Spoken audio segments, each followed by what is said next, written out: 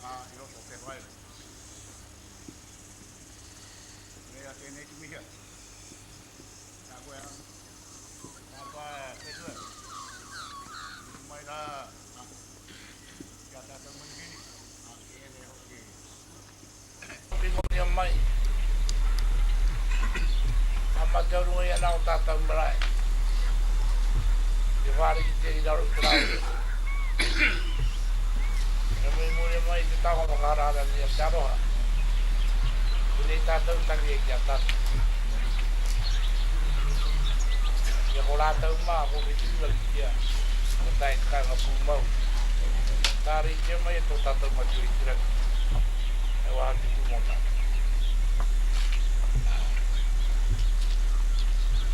Era mai ki ngā piki heki.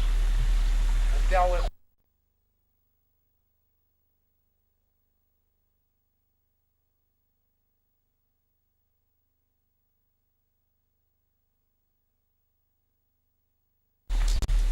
pērā me rātou i tatari, ngā raongu.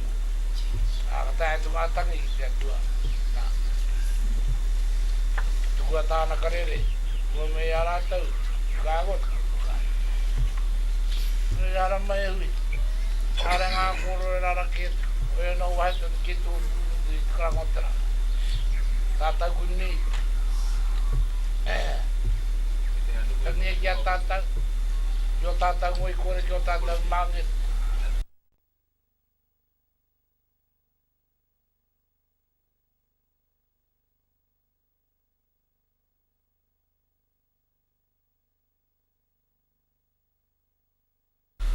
Ngaro i te kaupapa. Ki tia ki nai tēni o tātou whanu. No tātou ngoi kore tanga ki ahimana. O tātou ngati.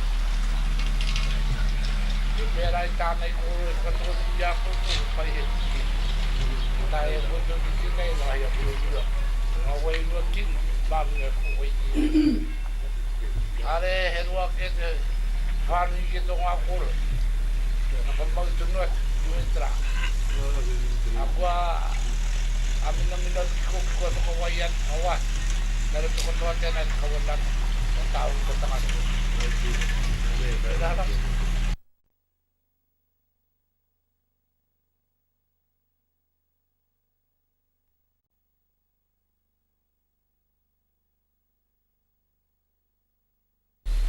Mua tarau, e ara tau kura. Ki te kare e mua te ki taka tēra puani tētu. Kare e mua. A o iano. Ki ora wi tātau ngati Porou. Pānu i tunu. Me ngā kārangaranga ngati o nono. Me ngā tātau. Me ngā tātau ngati tunu. Kare ngā kore. E nāna kēti. Kore ki ora tātau.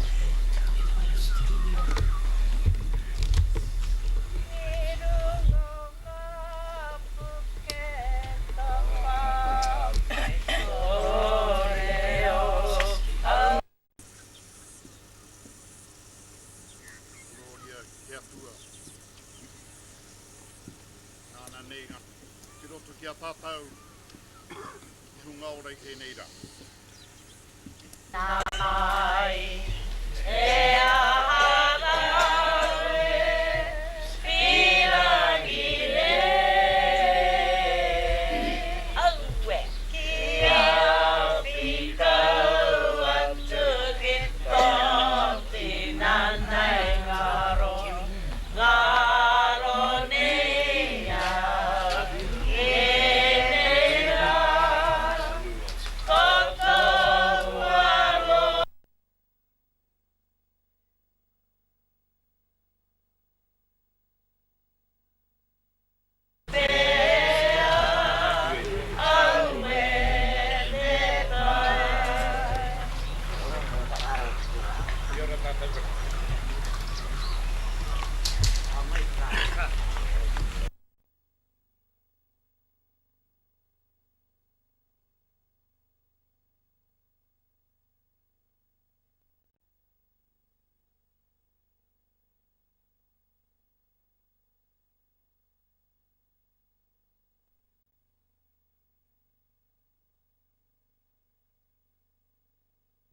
Tai ki re tangata ki whai au ki te au mālama, hei morion.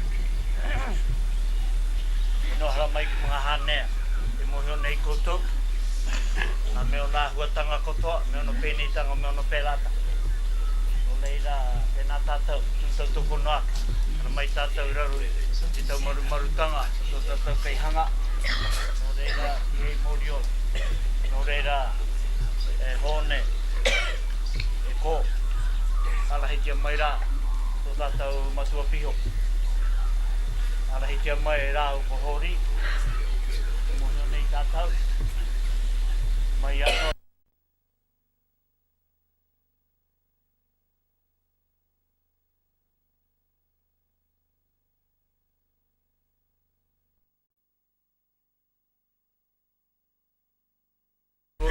Reneti tōrua.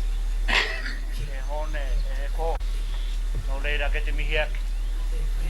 Mohu ana mātau e orana te nui o ngā molehu. Whawhai ngai tēnei kaupapa ke mana te piopa Māori. Tāre watunu hoki mai te mate ngā piranga. No reira hala mai e te matua piopa, no mai halam. Ngā mate oro te tio Ngati Porou. Te mate i konei ke te mahana tonu. E te mahina mā mātau. E mokopuna mā Mangahanea Marae Porou puta noa. Tai tu kire rekohu, whakahoki ati ki te rāhu i hokeu. E te maiti i puta ki ngā whale wānanga. Engari ke te pupu wake, te ahotanga Māori roto. Anā, nā e tua ko katohia o no kaloha. Te mea, ko kitia ke tia mai e te whale miere. A ko hikini ke tia e rātau ki runga. Engari, ka rātau mōho, nā hoa kōrero. I tau maharawa, te pīkaunga, ana, kalarura. Ola wake, hurira wake.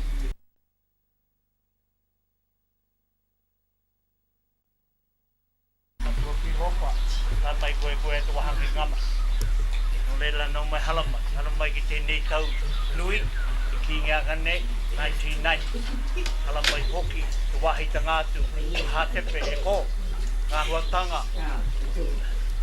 Kau uranga te rā, pau atu ki runga hikuran, kaputa ki Aotearoa, kaputa ki te ao. Wai kā hua, wai kā tohu, ka pia ki tēnaka, te pahotanga ke. Mea ho, tei rā whitira tēnei e hui tolo.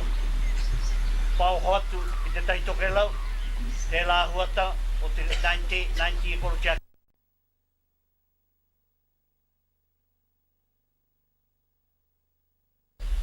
Nue te aha, te tiri tio waita. E hea, e hawhai. Me puta tēnei koro i tēnei rā. Taha, te take, koe ni te he ngā malai. Porou tiai, ka tata kei toru te koutou, ki ngai, ka pēneki, ka pēneki, ka pēna. Nā me ka te heno whakapono, a ke ora tera. Hea te take, o koe hoki, ka rei tarei, te tangata ni hau koe te koro ke pēneki, ke pēna. Engari tō tukutanga i te, heke runga kea ki te mei tukuna rā, ki ngā Japanihira. Tā hau i tupu e ki waita.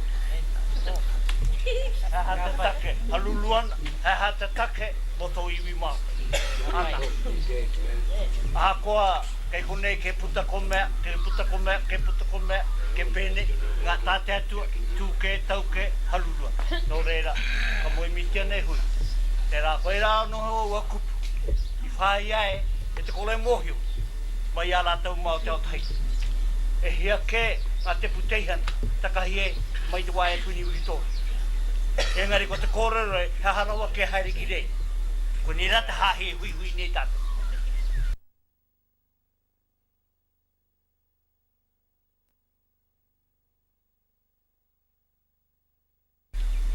Nō reire, runga e rā ku mai te tīmatanga, tuka mutunga, e rā kupu e hui, tēnā koe, nō reira. Kia ora tātou koe.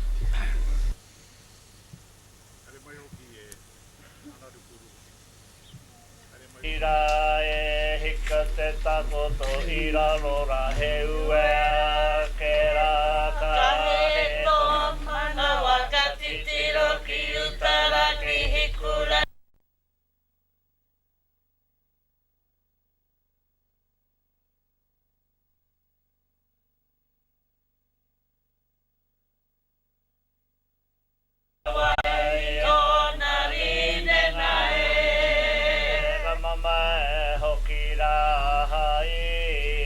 Mama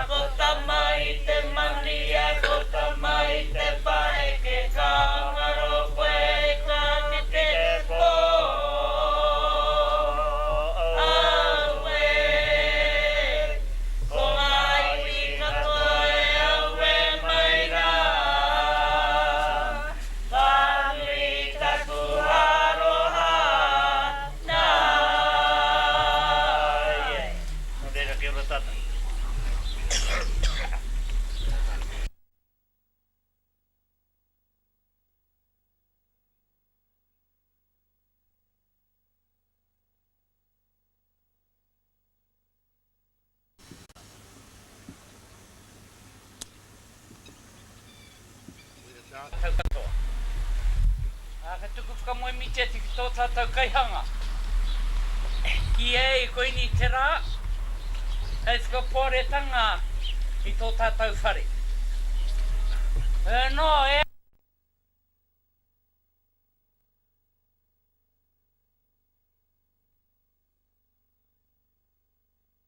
ke no tahi tātou. I te aha ki te whakaputa, i te hā o te hāhi matua. Tēnei rā ko tā mai te pihopa. I whakahau te e a pirana. Ke tū he pihopa Māori, mo tau mo te iwi Māori.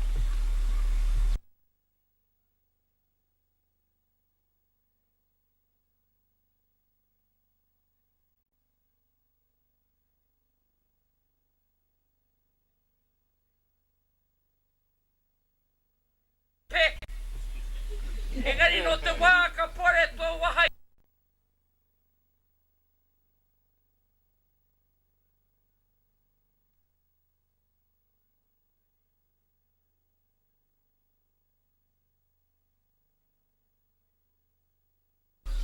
You also have the media. Ka mauge te we. E penena tiwira kia tātou hea, kia tau te pihopa.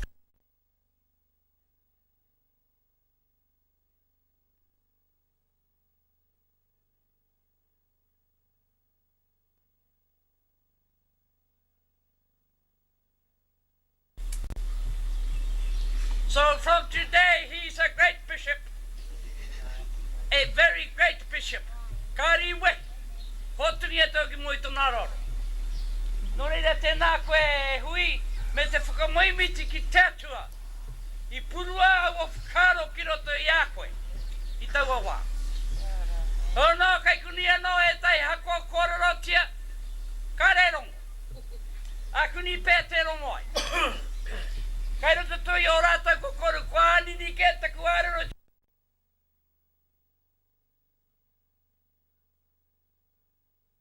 Tai te hori keti. Ni te koro wai tēnā. O tētahi o ngā merekara. E kore mate te kata i roto waiapu. 30 years now. Hono ka mihi te ngākau. E Andrew.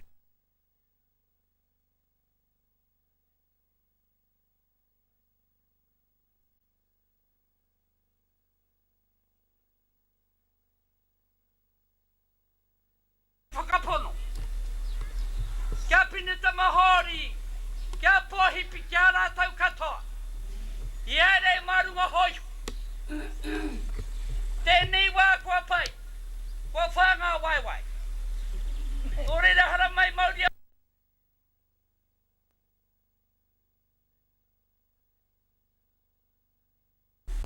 O te ai kia kene kai te takatū te rangata. Ko rongo te atu a rātau reo i tera i e karanga a wheano. Nō reire i kai te nui rawa aku, ko hono e mihi a kene ki o tātou pakeke. Kia koto i hara mai ni ki te tautoko ka nui te mihi atu. O tātou mate kai te pai. Kai te pai nā ko tai mene ki te tangi ki ngā mate, o roto i te wiki, te marama, i te tau. Nō reire ko tēnā rā ko roko hone. Titiro Ngā marae kai ngā huri no mai i te rataha a tēnei taha. Ia pohipi e kena pohipi ka ni te ni ko hakeni romai. Taka mota ko pai. Ko kore ke perai nani e ko. Wera te me nui he arai atu mā tātou ngā ture. E hara mai ni ki runga i a tātou taumahai. Ngā mea kato, nā weire e rua ngā poro kopi ki te rimatara, forget it. Nō reira kai te harakoa. E whakahoki anau te koro anari koro e kore. The 3 buildings, the 3 tabernacles.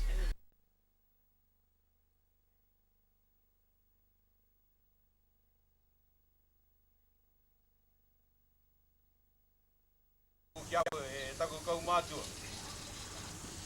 O iono kia au, koe rata tātou kau hau o te atu. Ara sa. o aroha, hei karere ki te ao, puritia ko ngā kaupapa, ki a mau, ngā tamari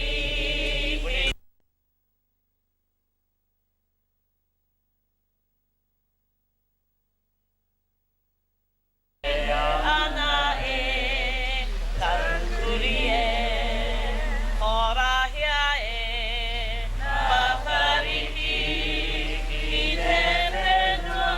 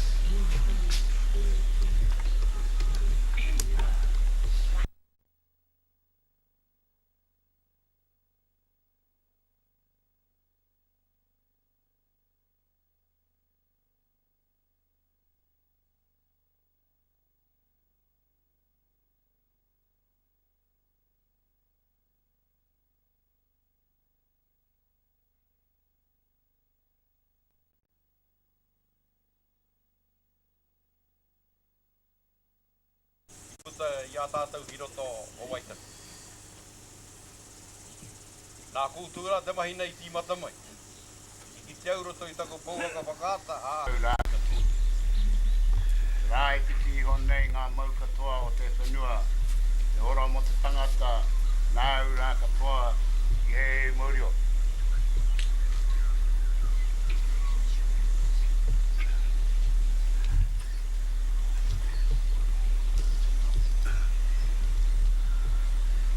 Rā e tau nei, takoto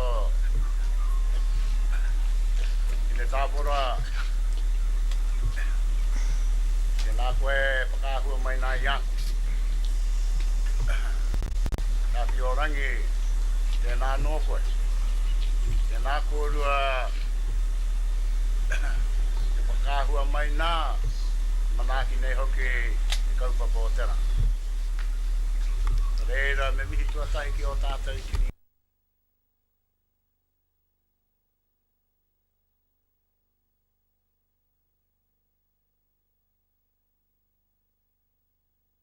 Reira ngā itua oroto o here tau, o Ngati Kahungunu.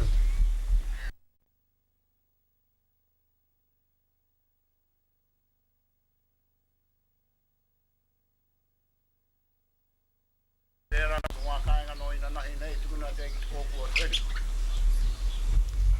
Mō te pitu au, e tahi no atu i roto i ngāui. Reira ko haria mai ko te tutaki i ngā itua o te ngā kāinga nei. Maki te rohe nei ho. Ea i kōrero a koe a ngama, no koeira koutou ki a koutou. A tātou tua ora, tēnā no tātou i te karanga o tēnā.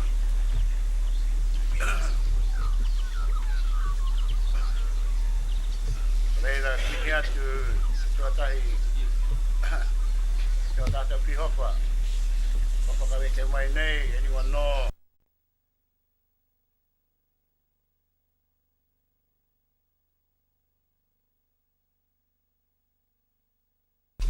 Ai ko mai nei, tuku mai nei, tēnei rangi a tāhua, aki nunga ki a tāta. E hiki oki ki a tāta whakamoe miti ki ai.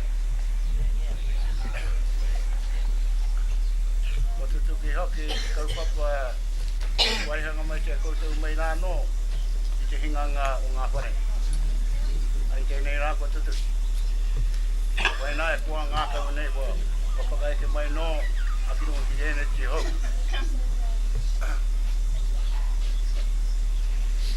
E te mau mai no ki aroha o e rā o te wākainga i kure kaori i hone. O reira ka haere mai ngā tahi mi te whanaunga. Me ako te tamariki moko puna kei ngā kura rā, ngā kura Porou anei o te nuinga o Ngati Porou. Mā kei konei, e whakātu atu, e te mau maharatu, kia koutou ki tiwi, i o tātou whare hoki tēnei. O reira tēnei te mihia.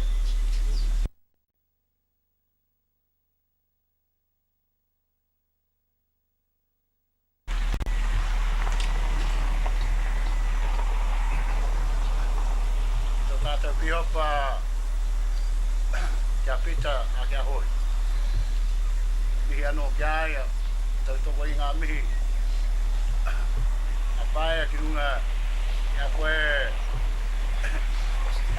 e hui a monga whakaidi e kei natu e koe, te whakarongo e kia koe i roto i ngā rā i roto ke whaile.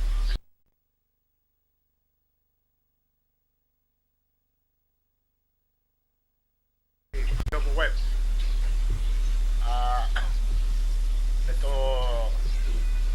Me tēnei o ngā hoa pihop me hori, e mātou nei tātou. Rea tēnei te mihi atu a kia kouta. Rea mihi mai rā, e pai, e tangu. Tāpa petua. Mihi mai rā, kia tātou manuhiri, a kēnei hoki.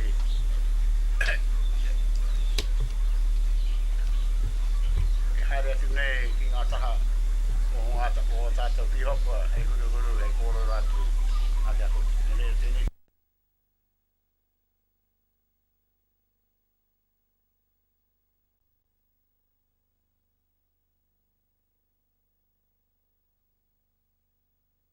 Tātou ai tua te raka.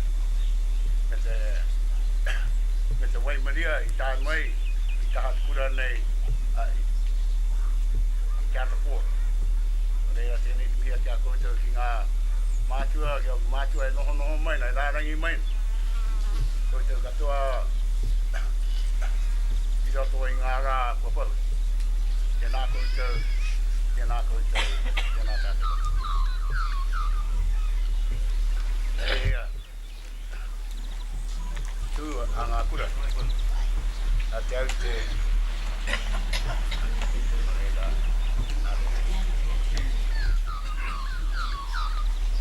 Ki ranga ia he Guernsey. I raro anō i roto i te whakahaere o te kingitanga, o te kuinitanga.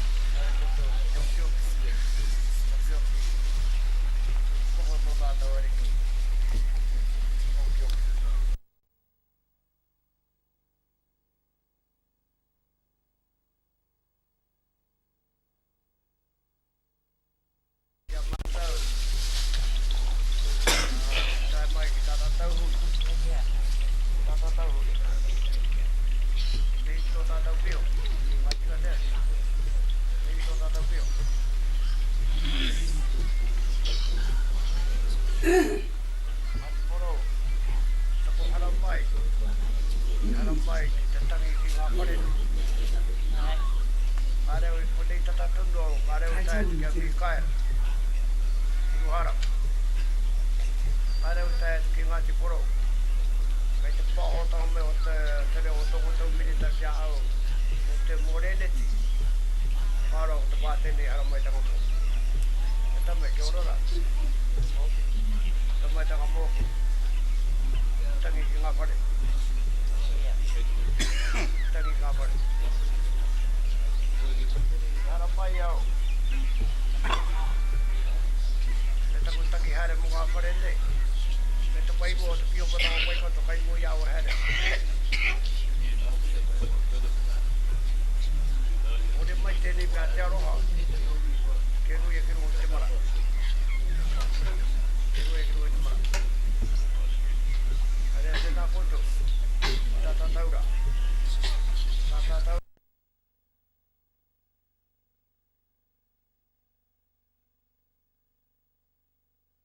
Kia koto i toko tō kaha. I te whawhai. Kia tū ngā whare ni e toa ta toko tō. Mai a Mikaira.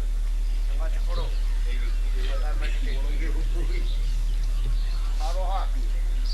Te ngā ki tana whānau hota. Tana whānau hota. Kutaka mai te kura te ahi. Ngā koe te nui tū mai. Aro.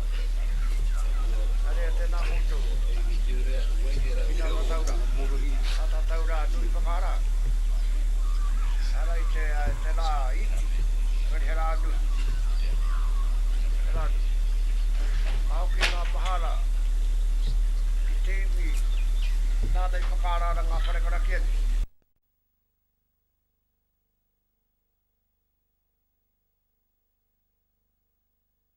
Te puro tēra, ko tūpā o tēra, ko whare ponga tēra. Tai tuku te tau whakara hia e nei wharekara ki. Tai e rua e tonu ngā tau whakara hia o wharekara ki. Pātai nā kono te pātai. Ia oi ki re porua. Haha oko tō whakara. Mo te rau tau tūmai. Nā me koe nei whare, nā te ino te rau tau tauita. Nā te mura te ahi. Whānau. Nā tāhua tūmi whānau mai ruti te ahi. Nā tāhua. Arena te ora koto.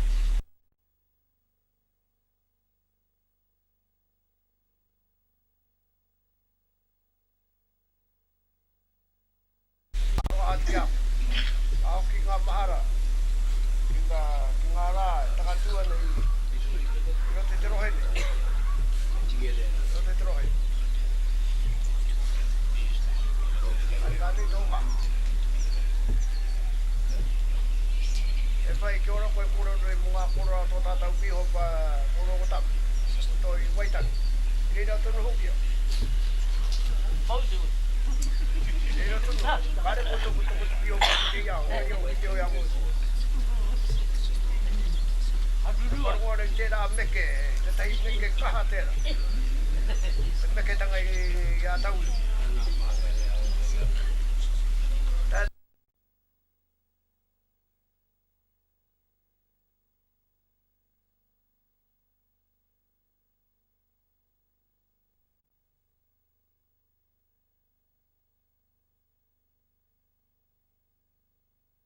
Tēni rā mai te perata. Perata. Kare nui re ke. Tēnā pēr kuni mā te nā te meke a te pihopa ni ia te kawantanga. Māta hope te kawantanga. Ea kare a kuni mārara mō tērā kouha. Kēnā e te he kuhoa pāke he kairu tō haura ke nohana.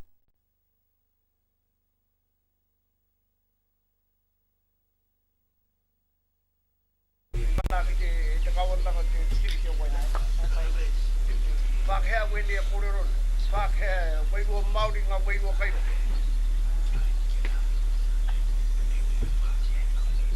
Karera, kāre noe māta waka ngā kōrero. Mihea ke nāu ngā tāngata toko tonu e noho mai. Noho ke mai na rātau tā rātau noho ko rātau anake. Me te whangau ke ngātau ke koe ki rātau. Te awa nā tamera kumitune pati o rātau. Ka kore rātau e kōrero. Koe ni ngā tino tāngata. Mata ho pite. Mata te.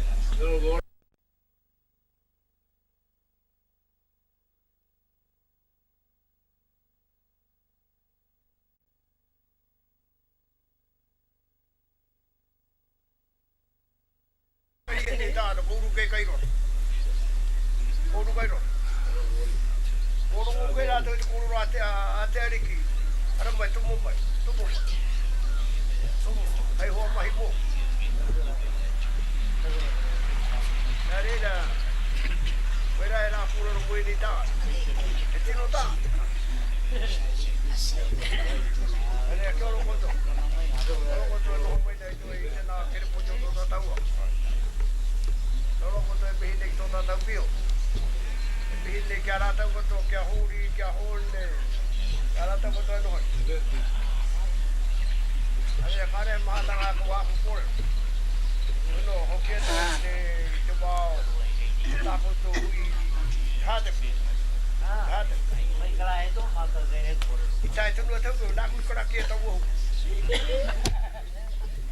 Aku kena kita tu getting here met tadi mari ki mu tera hui. Aku tu aku mari ya ho. Aku tak mutai te kai ma ka kita tak tu tai tu kita we kororo pe tu. Iu tak pongo bagat.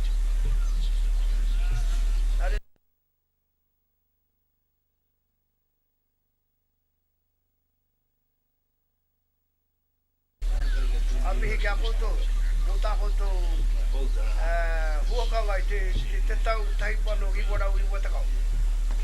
Na o que na mati por última. Ahora que te que Aotearoa. Ahora que te 15 million more. Romaya.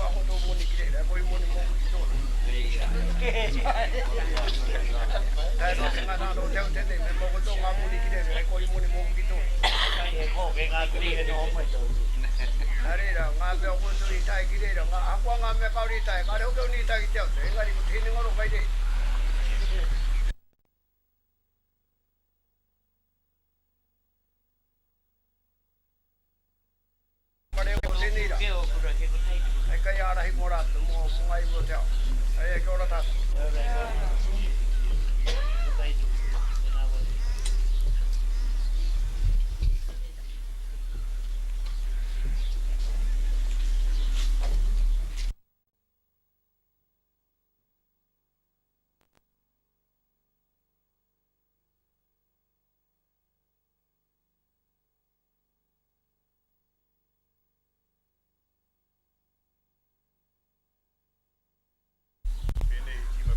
Ke Porou Mark.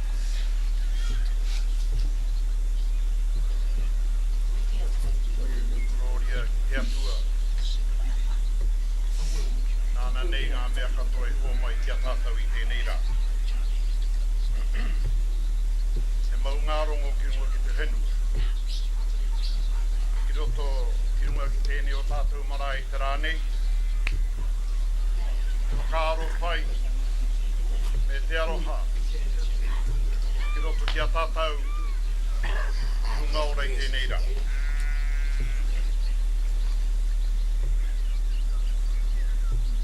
Tēnei kei te hari, ko tae mai tātou te whaka.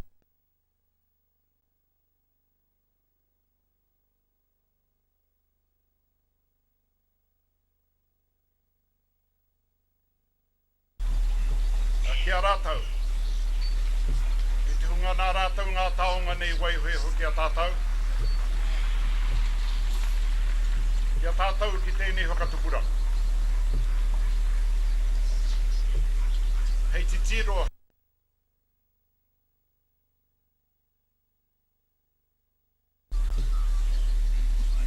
Te āhuatanga. Te kaupapa o e nei hare e tūne. Ina tā whora tēnei e tūnei. Me ona kōrero. Kei te mohi o pai koutou.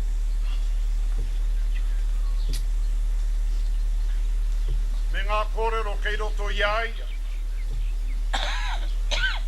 He kōrero mai rano. O etahi, ko tutuki. O etahi, kei te hangatonu. No te mea ngā kōrero tia ki roto ki nei hore o tātou.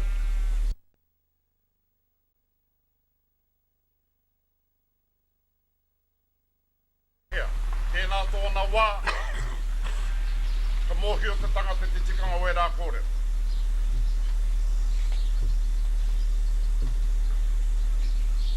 Nā reire te marae e taunei. Te marae oi ngō rātau.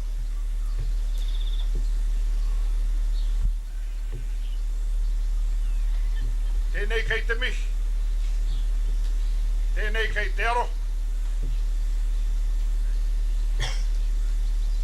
Mo te rā, o e rā kōrero. O e rā mahi I mahia. I roto I ngā tau. I huri ai te kanohi o Ngati Porou I te rā. Ki te atu I reira.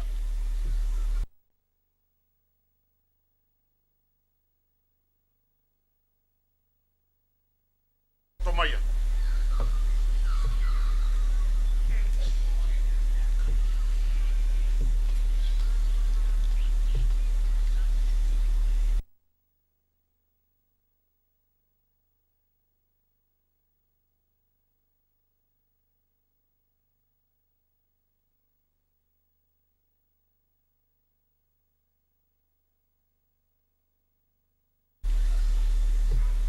E te aro hātu. Koutou e pupuri nei I ngā kōrero I ngā tāong e waihoti ai.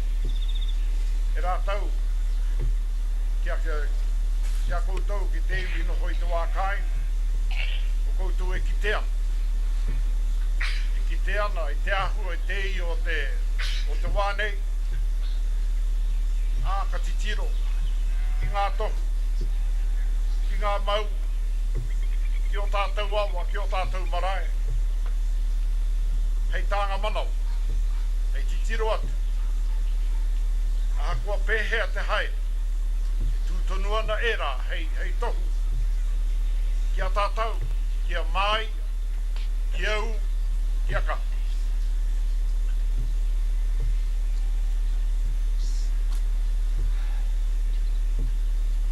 E hui haere mai.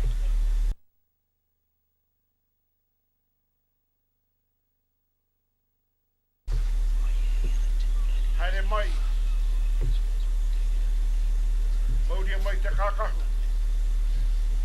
Ko kākahu ria kia kūru. Mauria mai te mana. Ko tukua kia kūru.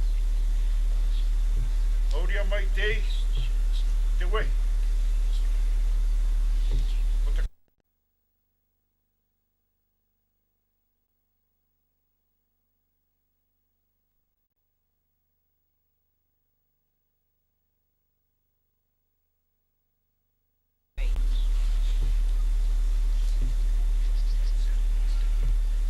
Ki te ai, kia mōhio ai, te hōhonu tanga atu. O te karangatanga hāhi roto i a tata.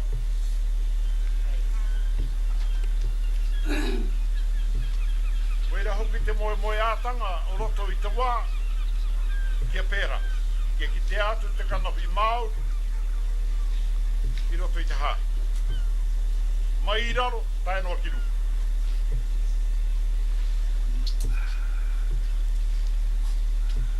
Nei koe i te rani.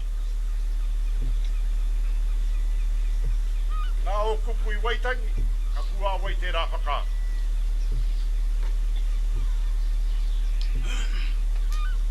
Wai arau e kōrero i kia koe, taku tuhi atu kia koe, o koe te tangata o te wā i te rani.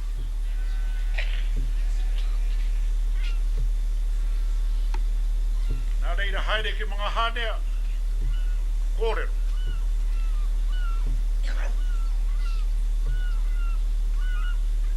Nā kui kauhau e rā whare o tātou. Engari ko tēnei. Māu.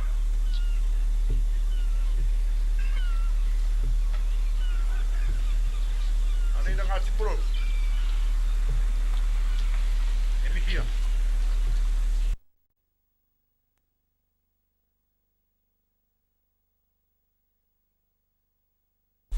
Ko koutou i mana wanui. Kia tū ngā hare. Hakua nā te inihua. Engari. O te whakaro keimuri, kia tūtonu. Koera ke tā koe mihine. Te wairua i roto i a koutu.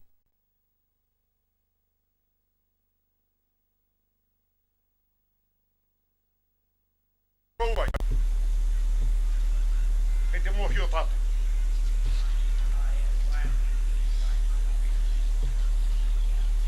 Kia au nei hoki. Kia au nei hoki. E hānga mea i puriti e Ngati Porou mai rano. I te taenga mai o te Pākehā, i te taenga mai o te Whakapoto. Pai i te mātauranga. Tua toru ko tana whai ki te ahu whenua. Tua whā. Tana aloha ki a iana.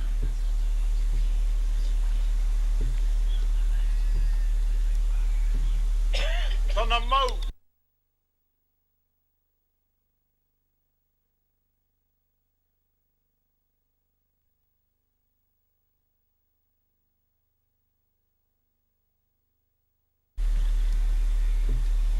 Areira kei te mihi. Kei te mihi au. Mo Reneti. Ka pātei hoki roto i au e whai te tuahine. Kia tātou, kia koutou. Era o tātou hare hei ngua tangata.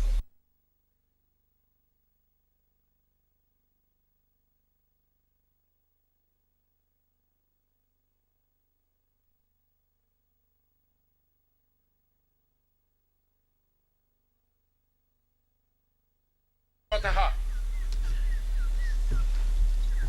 mahara au heaha tēnei ui e ki ai, ko Reneti hei ngua moto rātou pa. Ko Reneti hoki he wā whakatahuri. Rā te kōrero nui o Reneti, ripeneta. Wera te kōrero nui o Reneti. Engari ko tērā kupu ripeneta rā te Pākehā. Pēnei me Reneti. Te whakamauri tango te kupu nei repent. Wera te ripeneta. Engari ko kōrero Māori tia ka pātei te Māori. Ha ripene, he ripene. I ripene pāpura nei. Kua tuhia hei ua kirunga, kua tāngia.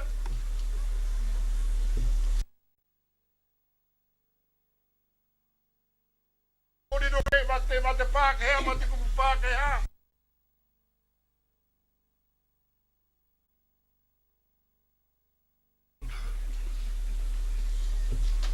Engari ko te kupuak. O te ripeneta, tahuri. Tahuri. Koera te kōrero o te tanga te haerera, te maumau i ana mona. O te tairawatanga i te ngā kai poaka, nā te hika tahuri. Kā mero tui aia, kā hoki au. Koera te tikanga o te kupune o te ripeneta, e hare i te mea. Mo te pēnei, mo te whakarere te kai huka, mo te whakarere te kai pia, mo te hake, mo te hake. O mahara e tahi koera te tikanga o te raku, me haere ki te karakia. Ai, haere ki te karakia, engari, kia whakahoungi ai. Koe i rau e mihi ai kia Reneti. Kia Reneti. O te mea ko Ngati Porou, te wairu o Ngati Porou, he whanoke. E te mohi o tāu, o kia tāu. Engari, mohi o tonu a Ngati Porou. Tēnā tōna wā, aha kua te whanoke, me hoki apa. Me pupuri anō ngā taonga i waihotia. O tērā taonga nui, kā ki te Reneti ka mahara. Ka mahara ki tōna kupu, Ngati Porou tahu.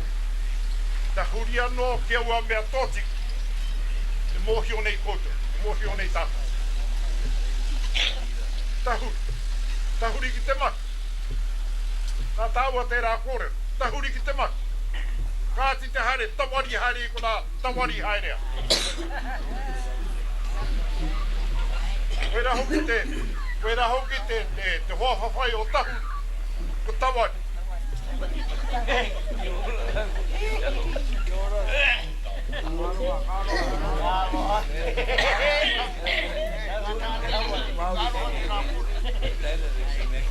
Hareira, koera te kōrero o Reneti ki aua nei te rane.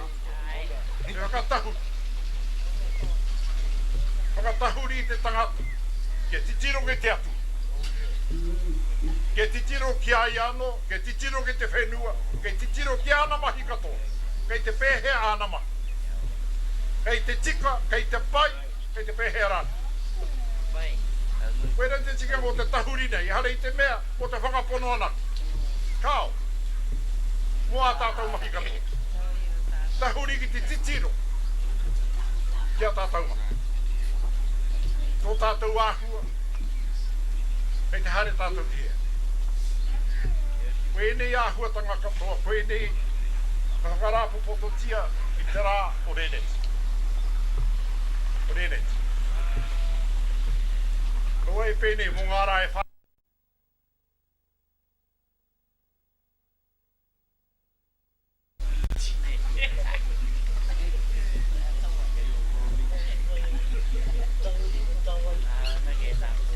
Reira, vai a tēnā koe kōrero. Koe te tahi, mohi o.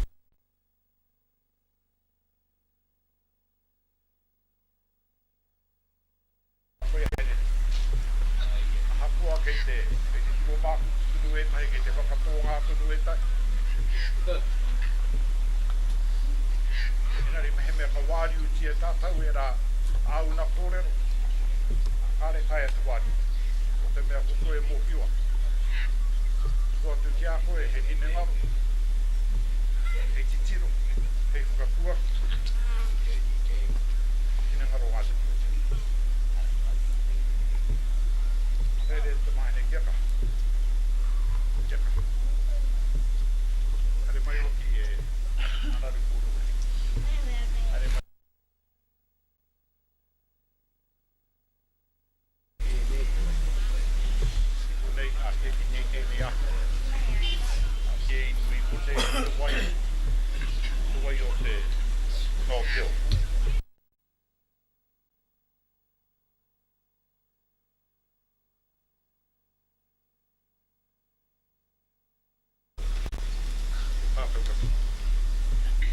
reira, e kore tō roang ea, ko roa wai nei kore roa. Ia te rau kāre wai kauru, wai nei tā kauru kia tama. Wai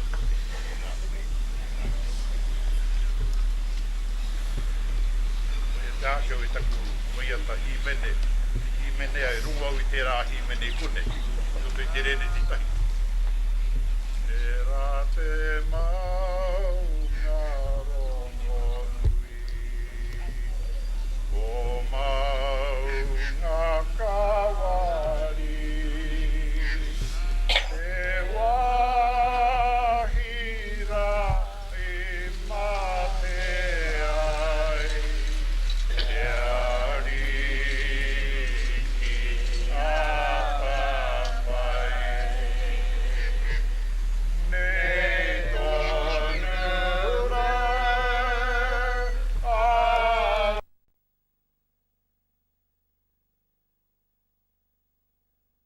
waka ki te amai, me ka tira te wahine, me mahi o te whai. Ora tata.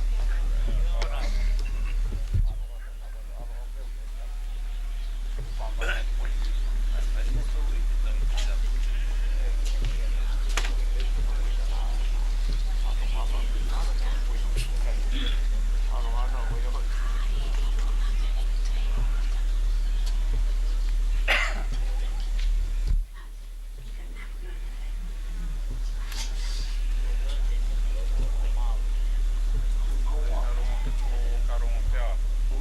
Te kōrero i te wānanga i aku mai Hawaii. Whakitiri tō katoku, ka piupiu te marama, ka huhu te marama, ka hurangi te marama. Ka tako tō koutou i te hau o aitua, haerera, haerera. Tuna whare e ki tūtone. Nei ngā te rātu tūtuna, tēnā kōrua, nei te marae kora nei, tēnā koutou, tēnā koutou. Ka tūtau toko te mihi kia rātou ke kua whetūrangi hea.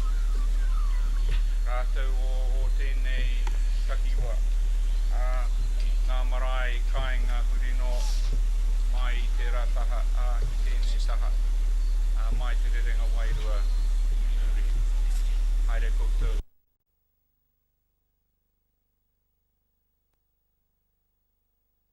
Haere ki tērā whare whakairo, whakahirahira, i hanga i tō tātou ariki te kāinga o koutou. I tēnei ao, ka hanga ai tātou, ngā whare, a tāhua, me he mea, ka tai i tō koutou au, i te mea a tāhua. Reira moi mai, moi mai, moi mai.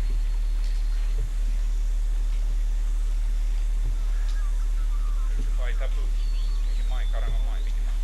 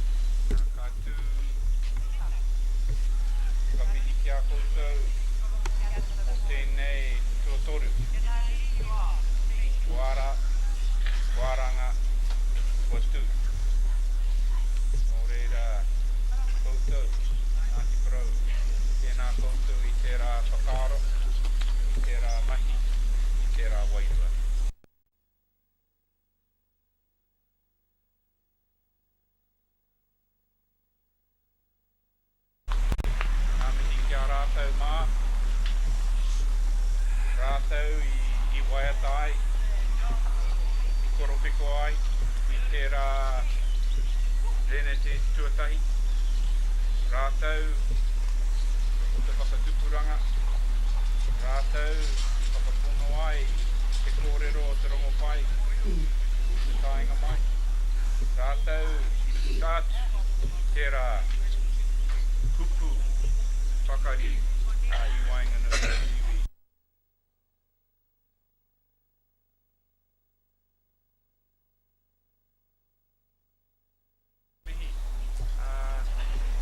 O te rā, mihi ano hoki o tēnei kōrero o Reneti. Kare i kauhautia mai ki a kouta, me he mea. Ka tai ki taku hinengaro tētahi tupurārangi Karaipure no te pukapoko o te koropiti o i haia. Te rima te kau mā waru o ngā upoko. Te kōrero o te koropiti o i haia ki te iwi. Kaore te Reneti, kaore te Reneti pai.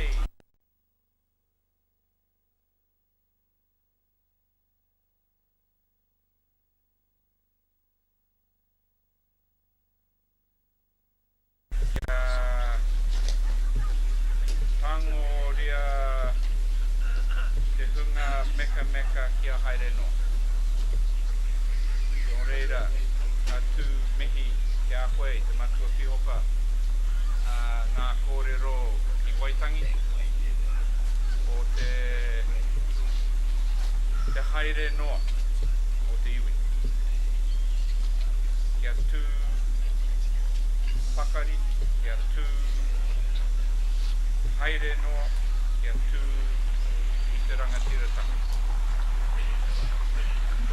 Tērā kupu e mōhio ai koutou, tātou, te kupu o tino e o te ata i te rāwi.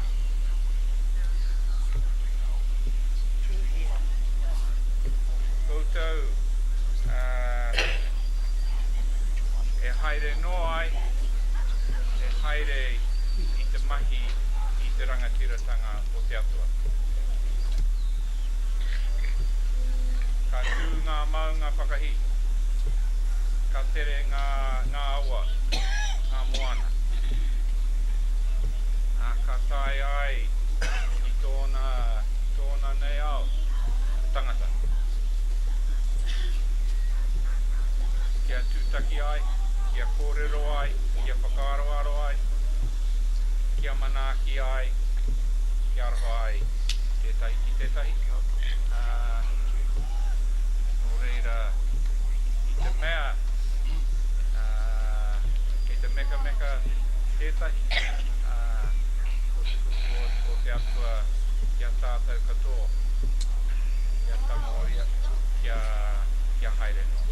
Nō reira,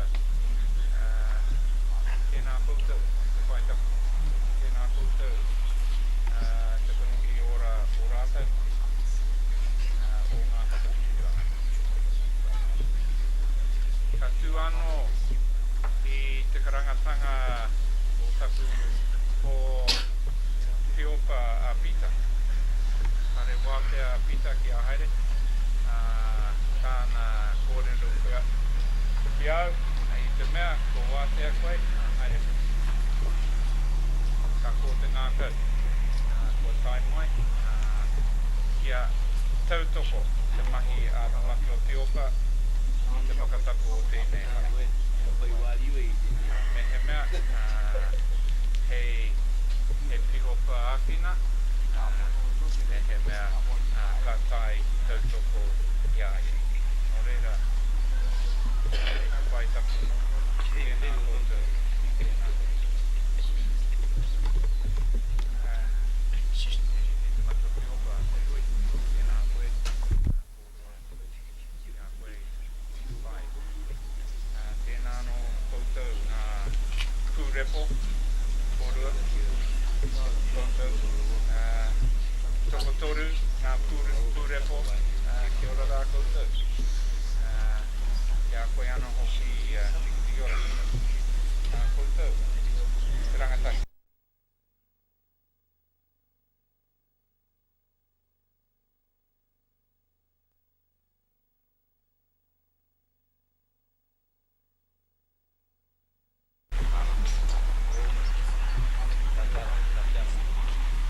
Kaore te aroha ki te kororia tapu, e wai ake ana i te ara kuiti.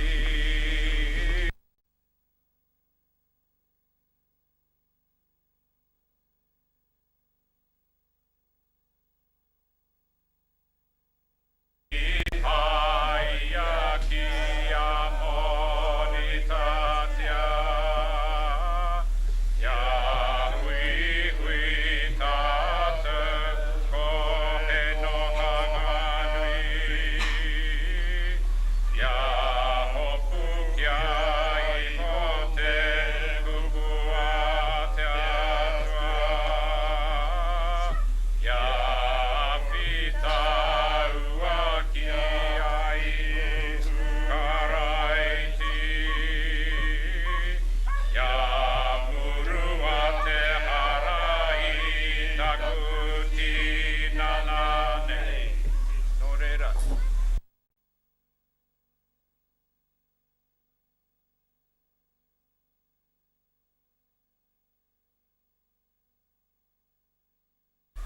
Tēnā koutou, tēnā tātou katoa.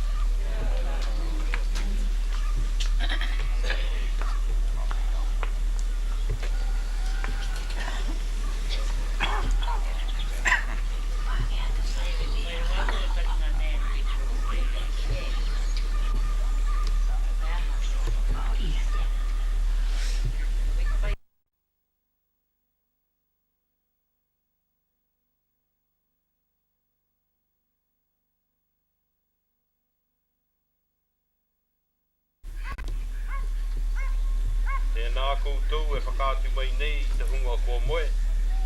Nā rātou.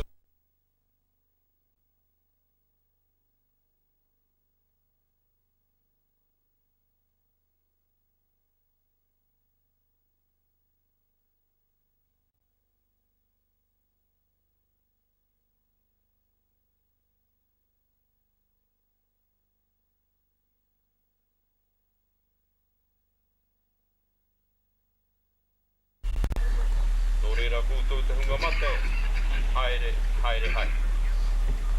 Hare i te hui o ta tangata, kou te haita ngā rehua, a moe mai i roto i te.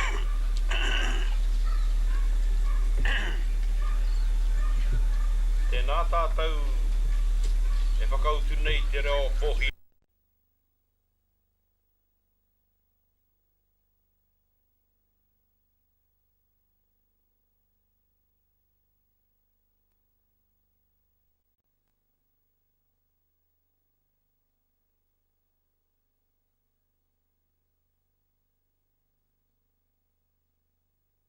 Tau toko ana i o koutou whakaro, i a koutou kupu.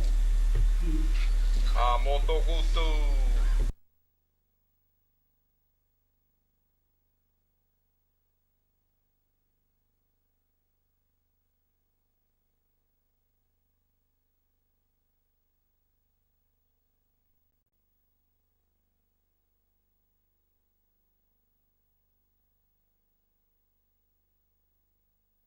Tētahi whakamaoritanga o te Reneti nei, o te toanga.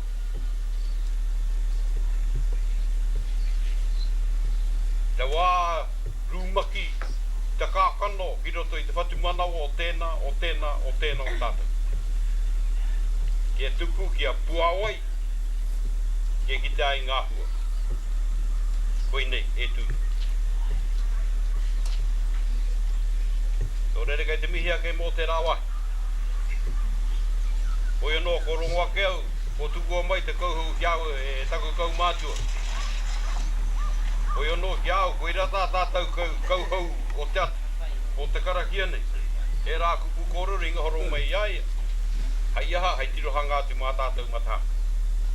Nō reira kei te mihi ki tērā kauhou.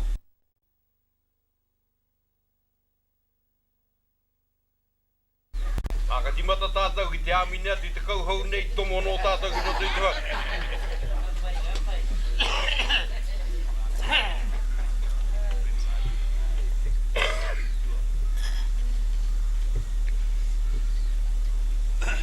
Kia ora koutou, Ngati Porou e waka tau mai nei mō ngā kupu i puta i a tātou ki roto o Waitaki.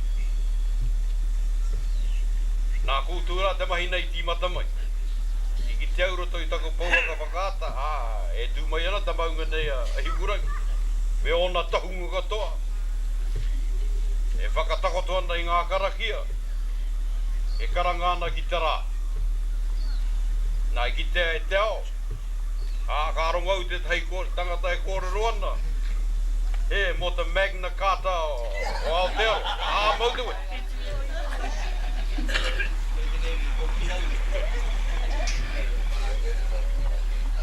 Tā koera mahi katoa tātou he tīmatanga.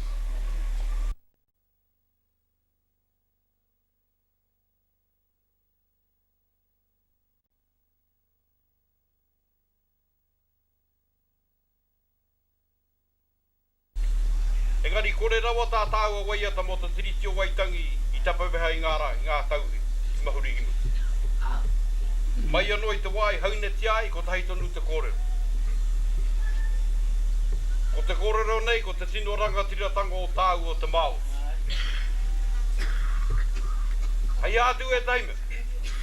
Kare take o whenua o awa o ika mena kare o rangatiratanga. Koira te kaupapa o te tiriti o Waitaki. Koira i whawhai nyai e ngā kaumātua te kāwanatanga. Mai rā no taimai kia tāu i tēne.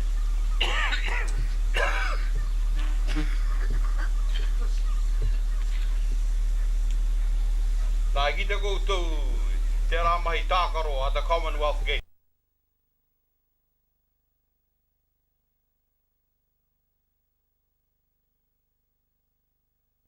He mangu e tahi, he pango e tahi, he yellow e tahi, he whero e tahi.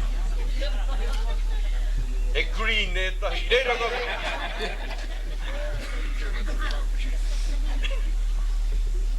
Engari ki te no tāu i a tāu i te wai whakatuwhera i ngai.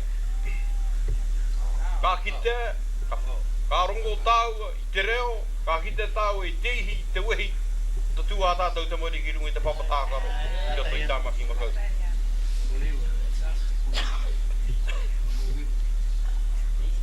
Weira te wāhi o te tino rangatiratanga i ho.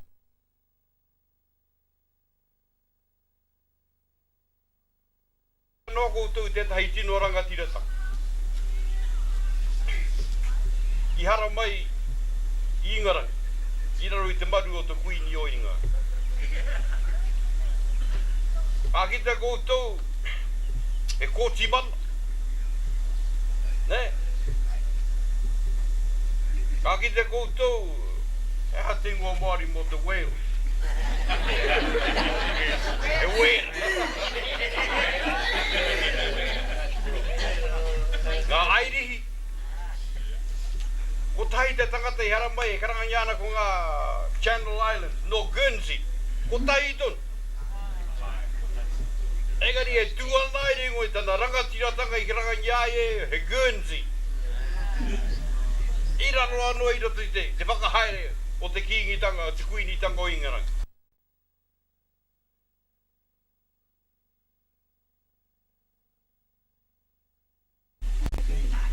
I raro anō i te maru o te kuini. E nei ka tūrangatira ko ngā Pākehā, ko tāu o te Māori. Ka re whakai, he wehe te. He hai wehe njai Ingarangi o na tanga.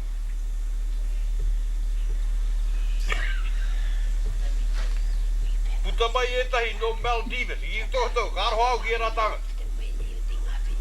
I te o Maroa, ka mahu e ngā me e toana.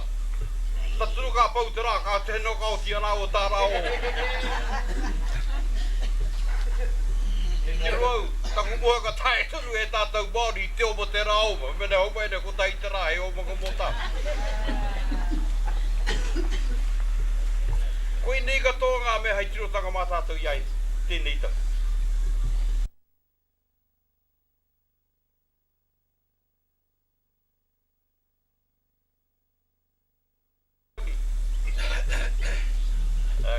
Pārekare kāna i te tiroa ki ngā reta a ngā tanga tō te pārematani.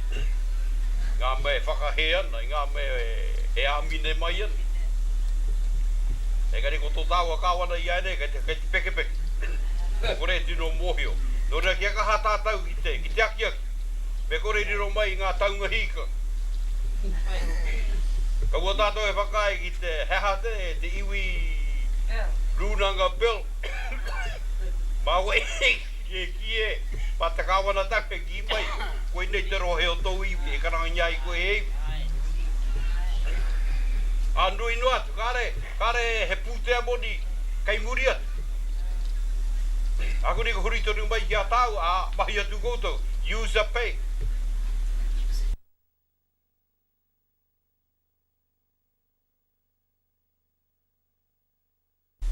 I roto i tēnei tau. Koe ni te tau pai, he pōti hoki ka tū. Te kaha tātou ka ae koto mai ngā wāgato. Ka whakamana ni. Tō reira kua nui ake nei kōrero ki a tātou i tēnei. Ko iono kua tae mai i runga i tōku tū reo karanga. Ki te tautoko te kaupapa o tara. Koe rea te menu. Ko iono weiho o era kōrero mea. Ki haere tā tātou karakia. Ki hao poto ai ngā whakahaere. Ki waengi nui a tātou. Ko iono ko te mea nui kai te mihi kauatu ki a koutu o te hahi. E mautonu. E mautonu. Ko ira hoki te teime hei tirotaka mā tātou i tēnei tau. I te kōmihana a hōri.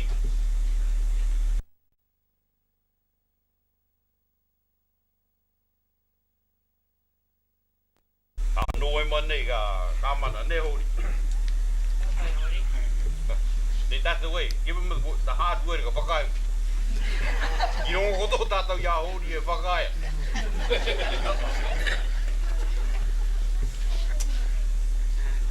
Nō reira tātou rā koutou o Ngati Porou e noho ake nei. Kei te mihi atu ki a koutou. Kei te mihi atu i ngā kaupapa i ka wea koutou. I ngā tau ki muri. Tai mai ki tēnei. Nō reira tēnā koutou, tēnā koutou, tēnā tātou katoa.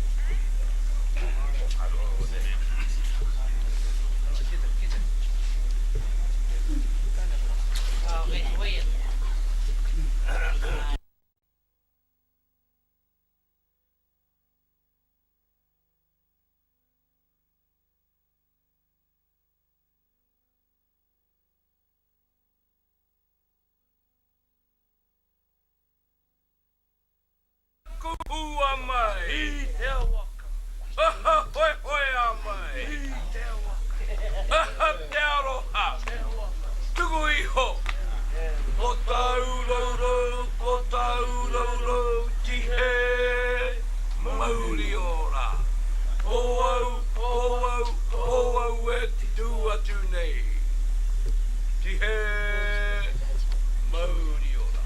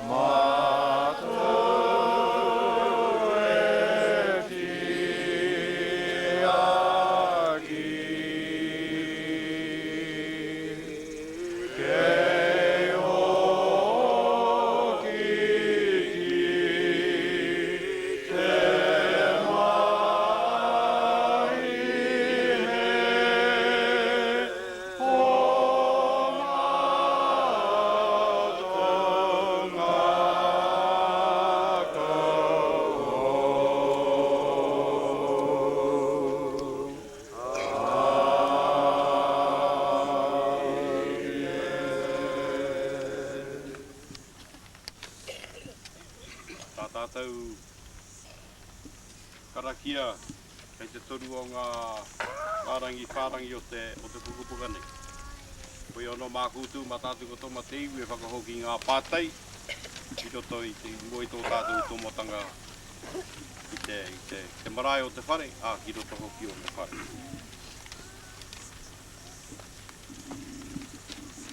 Mō wai te whare. Mō te iwi. Mō wai te mauri o te whare. Nō te toko toru tapu, matua, tama, wairu tapu. Nō te rōpu tautaka, nō te tangata he. Kia ara o koutou mātenga e ngā tatau. Kia tomo atu te kingi o te kororia. Ko wai te kingi o te kororia. Hoi mō ao ngā mamo, ko te maruri o te kiriri, hoi e te kingi o te kororia. Ka pau e ne kupu ki te matu o te whenua i runga i te ngō te matu o te tama o te wairua tapu, māhu a kua nei, māhu a pōpō. Ia kororia tia te atu e rurama, kia mau te rongo ki te whenua, e whakaro pai ki te tangata, ia horo te mai ki te whakae te takune, kia tuku te pueru, kia e o ngā hui ngā tangata.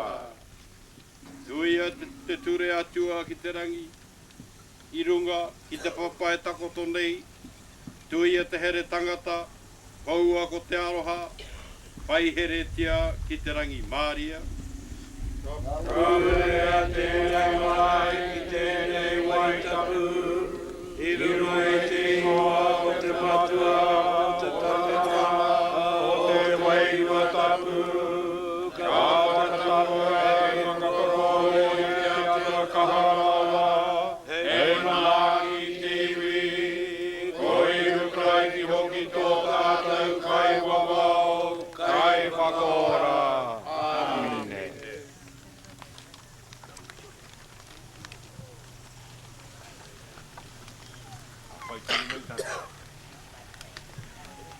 Pai tunu mai ki roto i te.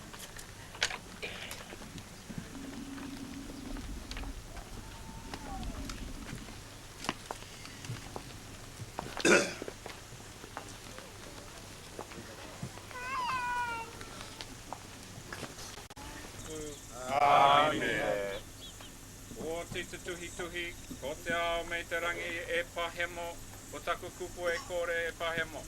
I te timatanga te kupu, i te atua te kupu, ko te atua anō te kupu. I whakaki hoki ko te kupu e noho ki a tātou, e aki a tātou i tōna kororia, i te kororia o te tama kakupua te matua, pūrena tonu i te aroha i te pono. E te atua kaharawa i te iwi ka whakatakoto kōrero ki te papote e takoto nei. Ka wānanga ka whakawhitiwhiti whakaoro, o mai te wairua whakaiti te ngākau hūmārire, te hene ngaro mārama, kia tū ai te mauri manāki runga i te tapu i te wehi, i te aroha noa, hei māramatanga mo te iwi. Hoi hukraiti hoki tō mātou ariki. Amine.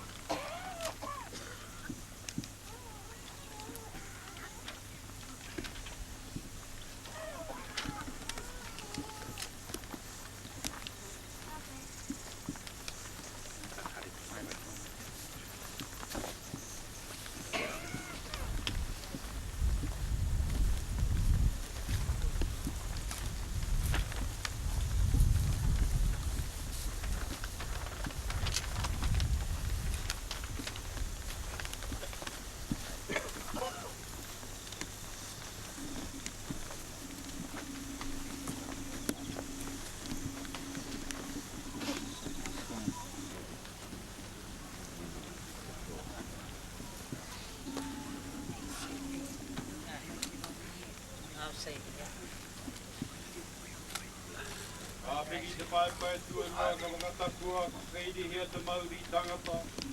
I runga i te ingoa o te matua o te tama o te wairua tapu. Amen.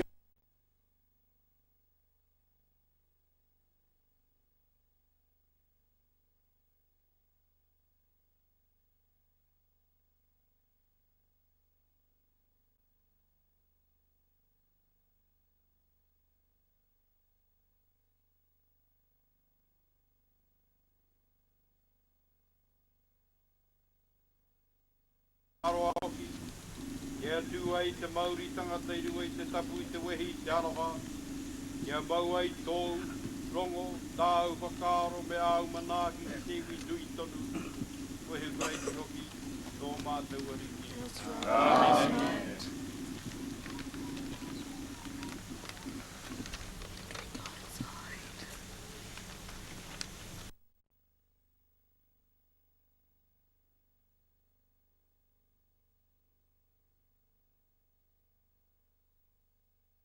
Te atu, te lunge e tapu ana, te aro haina ana, a kakahuria, iho te ngākau tohu tangata, te ngāwari, te ngākau pāpaku, te ngākau māhaki, te manoni. Te ātahanga koutou, tētahi ki tētahi, me te hōhau i te rongo, tētahi ki tētahi. Ki te mea, ke tētahi, he take, riri ki tētahi, ke rete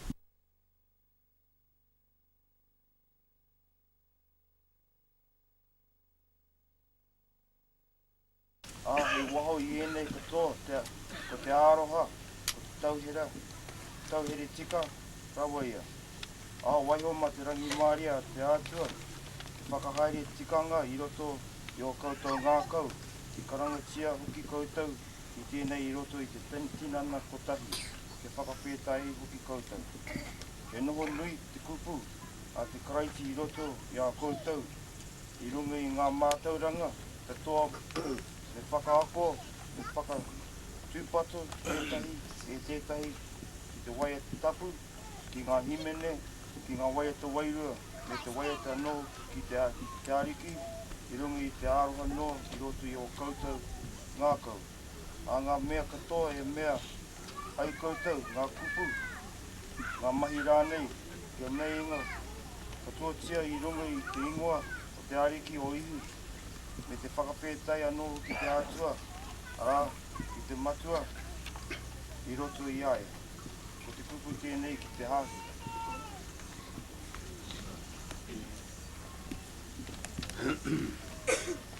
Why do you call me Lord, Lord, and yet don't do what I tell you?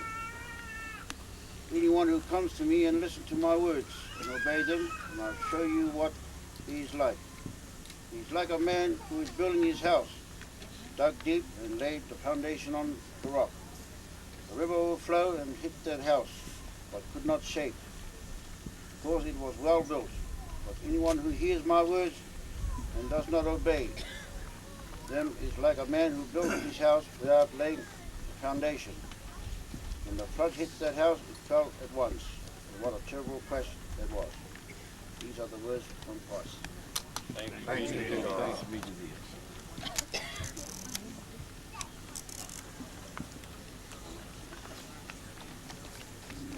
Tūtono nau taku kōrero I rungo I te marae. Waira te tahi kauhou paira wātu I kōrero ni e tō tātou kau mātu e hone ki a tātou e whakātu mai ana. E tohu tohu ani I a tātou, I te tikanga o ta whare e tūnei, tōna I ngoa hoku. Hoi anō ko te tūmanako kai wainganui I a tātou.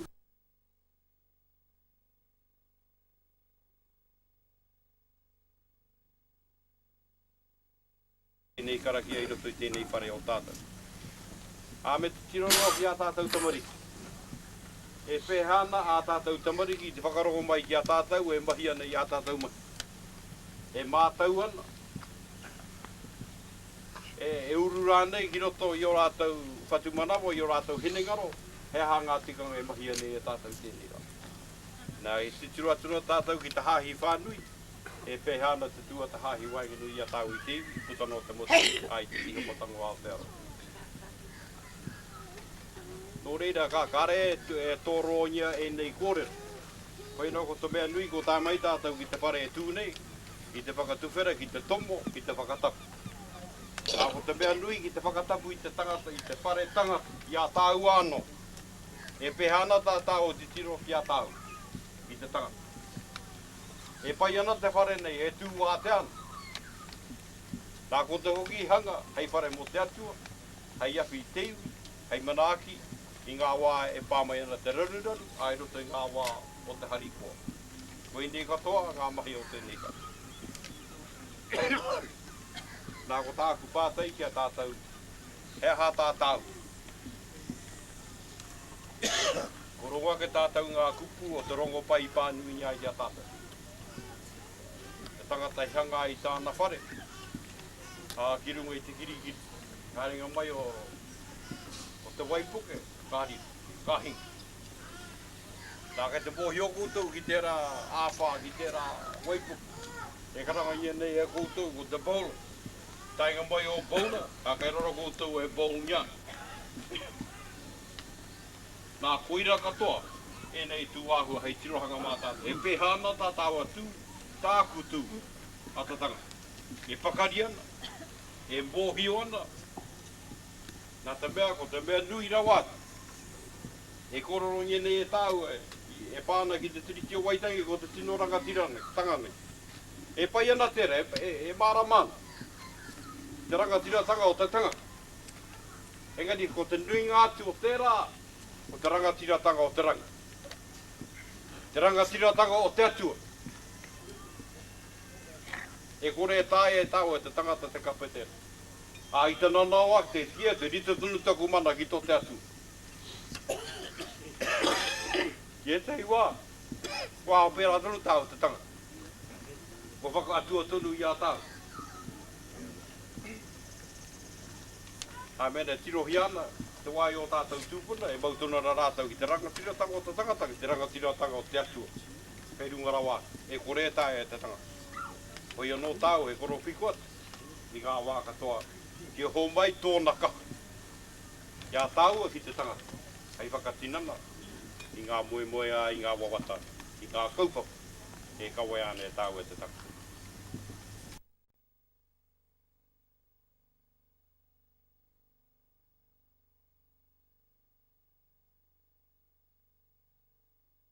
Of churches, that we are always conscious of the church, which is the body of Christ. O te tinana tēnei o te Christ. This is what the church is about. And we are the members of that church.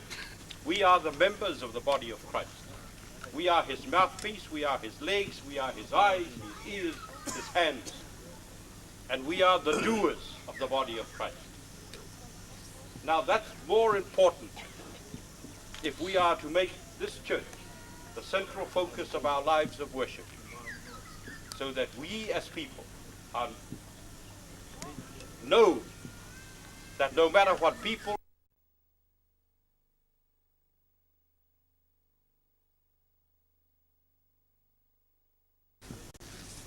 I was always conscious at Waitangi about the words of the first Christian message that was preached on those shores by Master. Fear not. Fear not. And as I spoke those words kept repeating in my mind in Māori. It didn't say fear not. Engari e kiwai ana, kaua e wehi, kaua e mataku. Engari kōrero ngia, ngā kōrero e puta mai ana i roto I tau manawa, I tau ngātau. And that is what I say to us now, fear not. If we are of God, who can overcome us? If we believe in God, who can deny us? And when we look at the people of South Africa, of Mandela, who spent 30 years in jail for freedom, most of us would have given up and gave it away. But there it is. Suddenly there is a hope of resurgence of hope in the whole of the African continent, that this man, Mandela, with people like Tutu, will become part of that philosophy, of that movement of people who belong to God. And I believe we are part of that movement here in Aotearoa. Nō reira kaua tātou e we. I hangai a tātou rua I te kaupapa o te ariki, o te atua, o tātou o na kanohi, o na taringa, o na waiwai, nō reira mauria. Hāpaia, te taonga I waiho kei, eia, ki o tātou mātua, kia tātou, kia tātou te mariki mo. So may we go forth from this day with those words and especially the explanation that Canon John gave to us on the marae about this place. You know the history, you know where we have come from, and I hope we know where we're going in the future. That we take it with us along that journey of life, to give us life and to give us a vision of what the future holds for you and for me and for all our children and moko. Ko re kia tau tunu he ngā manaakitanga te rumura o kiunga i kia tātou.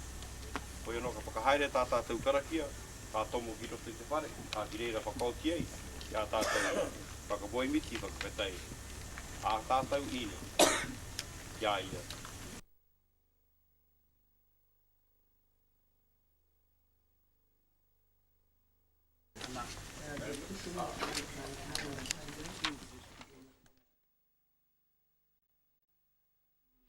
Read the inscription.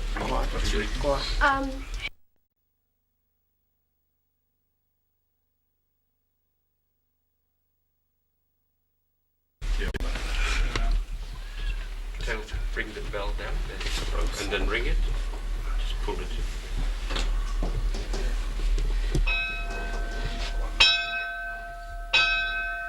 Just hold it. Pull it. Pull it. Come on, Bill. Put your hand on it.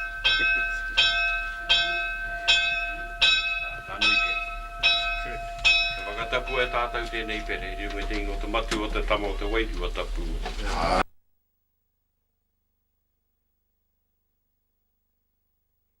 Kia hapai ngā i te whakapono, i te atua matua, tama wairua tapu. Hei whakatapu i ngā mahi, ngā kupu i ngā whakaaro. Hei oranga hoki mo te katoa. Amen. Ka pau a te Māori. Our Father, which art in heaven.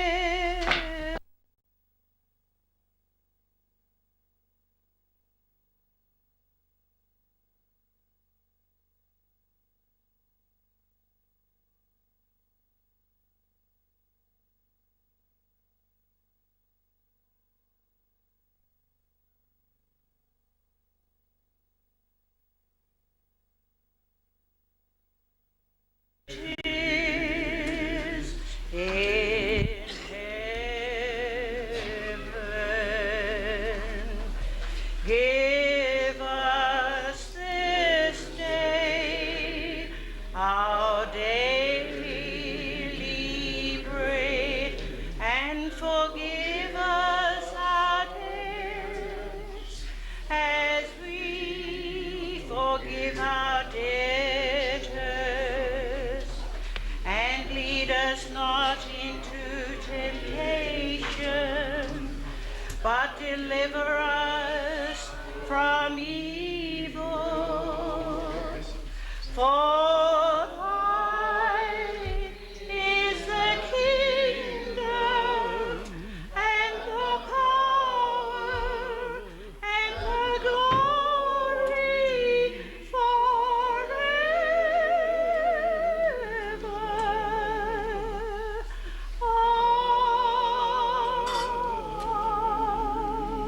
Amen.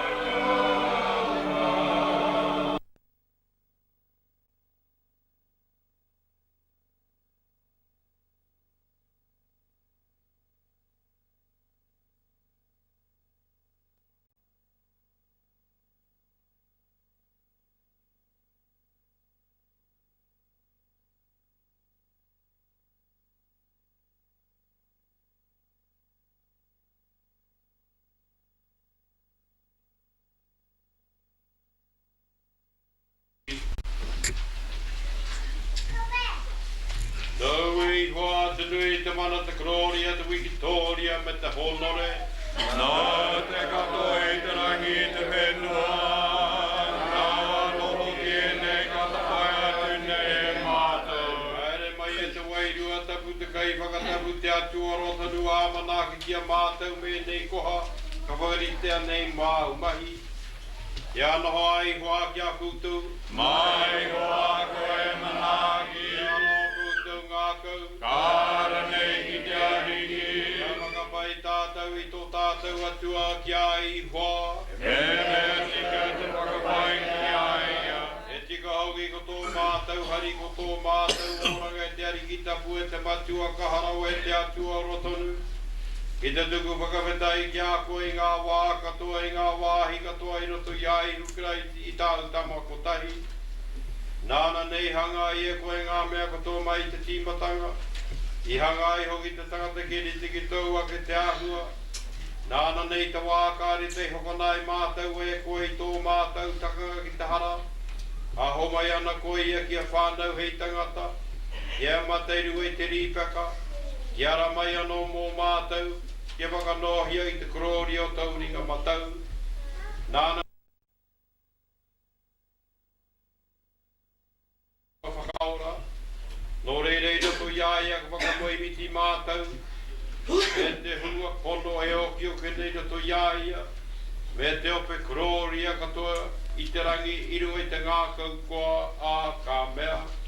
Tāmu, tāmu, e kāna te ariki.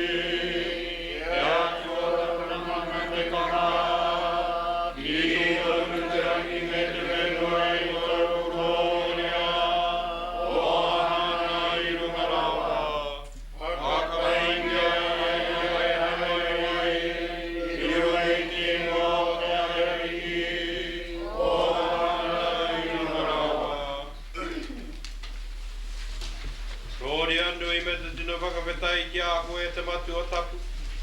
Nau nei ho mai tāu tamakotai ai hukrai te kutungana. Hei tino patunga tapu mo te hara o te ao. Ki e whiwhia i te oratanu ngā tāngata katoa e whakapono ana ki a ia. I te poi mua i tōna matenga i rungo i te rīpaka ka tangoia i te taro. A ka mutu te whakawhetai ka whawhati. Ko hoa atu ki ana ākonga a ka mea tangohia kainga. Ko tōku tinana tēnei ko hoa atu nei mō koutou. Meinga tēnei hei whakamahara ki a hau. Ka mutu te hapa ka maui e te kapu. A ka mutu te whakawhetai ko hoa atu ki a rātau ka mea unumia tēnei e koutou katoa. Ko ku totoki tēnei o te kawanata hou ko whakahekia nei.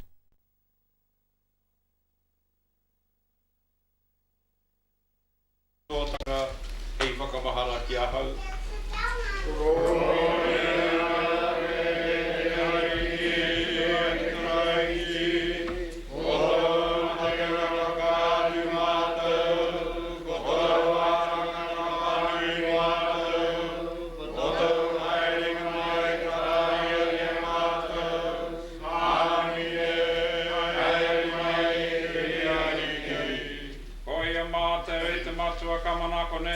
Haerenga mai o tō kingitanga. Tēnei māta e te whakanui nei te whakamaharatanga tō māta hokonga. Ki tēnei taro te ora, ki tēnei kapu hoki o te whakaoranga. Manako hia māta waha ko kahore māta e tau. Ka inoi māta e kia manako hia māta i roto i aia. Me tēnei tā māta e whakahere, whakamoimiti, whakawhetai hoki. Me ngā tēnei taro me tēnei waina ka riro mai nei a māta e. Ko te tinana tonu ko ngā toto hoki o te karaiti. Whakaki a māta e ki tō wairua tapu. A me ngā māta e tōna te whai me tōna kaha. Ki a kotahi i roto e te tinana o te karaiti. Me te hunga katoa e whakawhiwhia ki e ne mea tapu.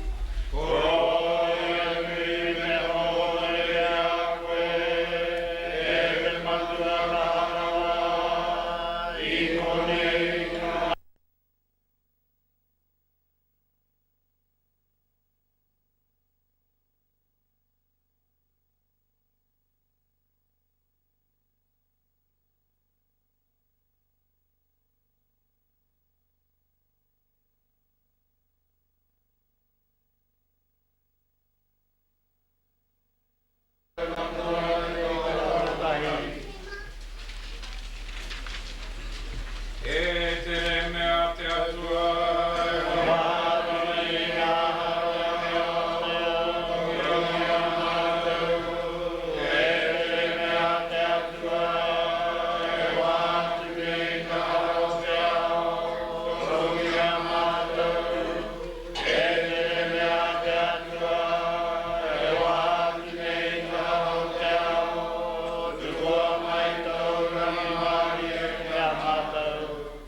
Whakatata mai tawa hea te tinana mai ngā tototo tātou ori ki oi hukrai. Hei whakamahara i mate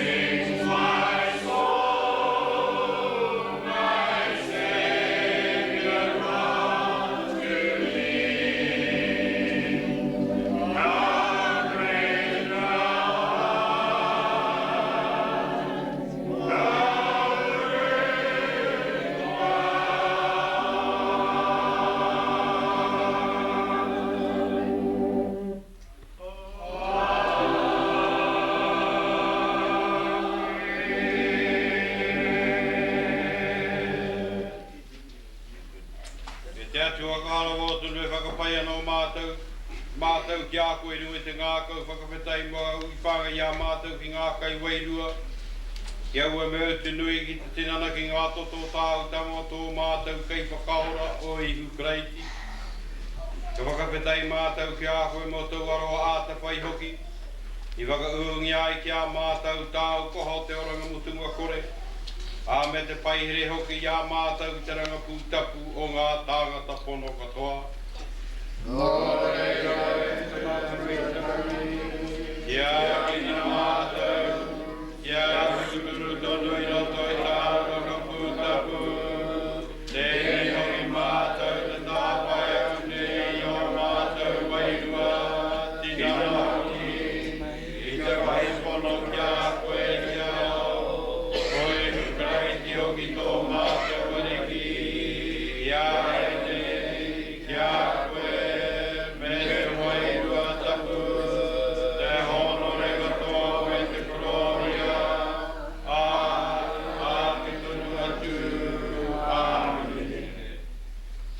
Maria tātua kore nei tāki whakaro mea koutou ngākau o koutou hinengaro.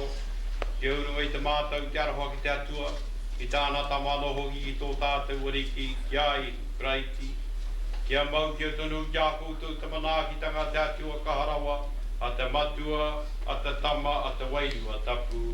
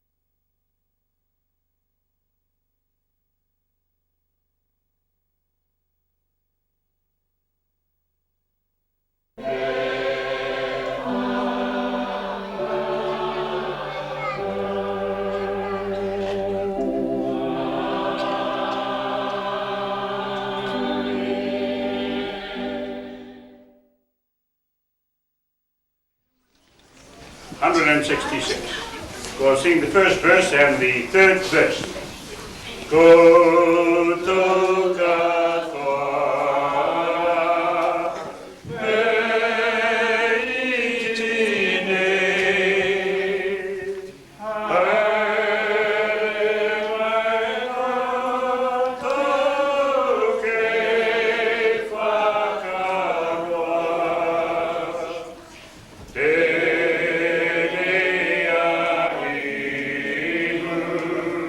na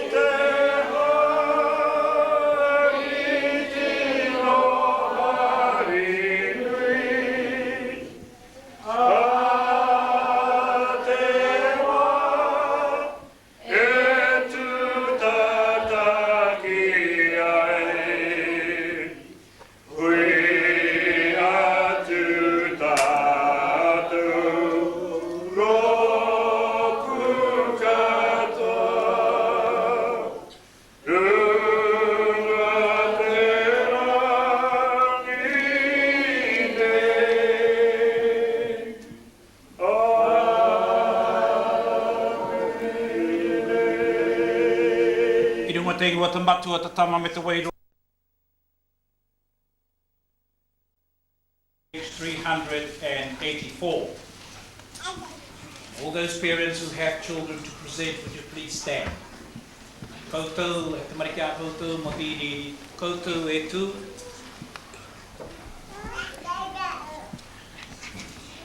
You can say after me, or if you have a book, it says there, I present. Name your child's name. I think to make it easy for us all, you just say, I present my child to be baptized and made a member of the body of Christ, the church. Ne? Ti matatai. I present my child to be baptized and made a member of the body of Christ, the church.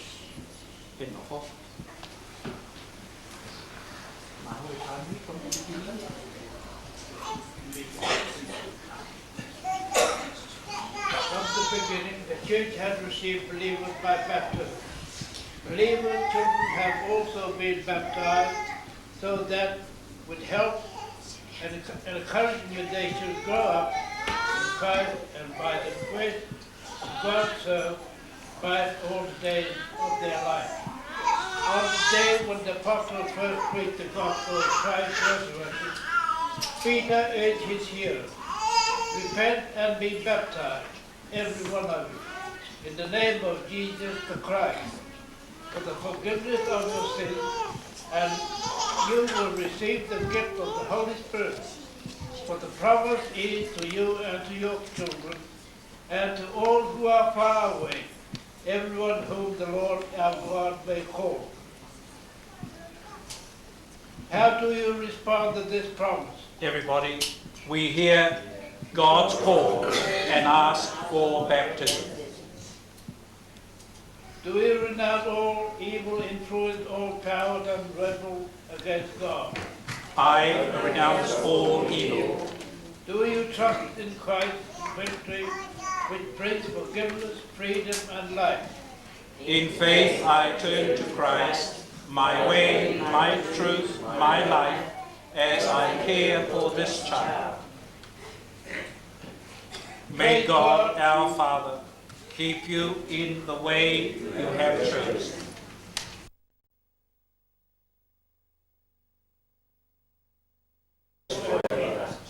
We thank you, God, for your love in all creation, especially for your gift of water.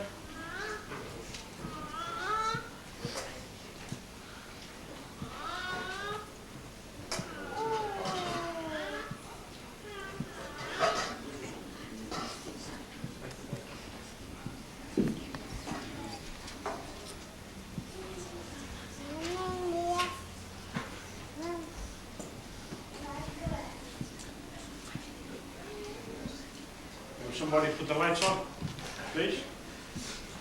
That's better.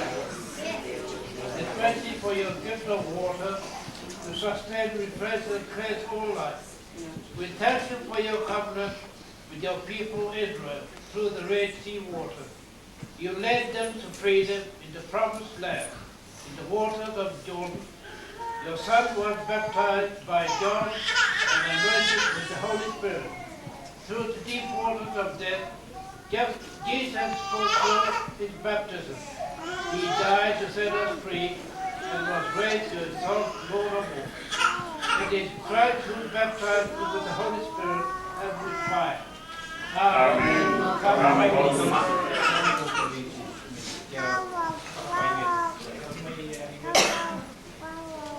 Together we're going to say this part where we're going to bless this water.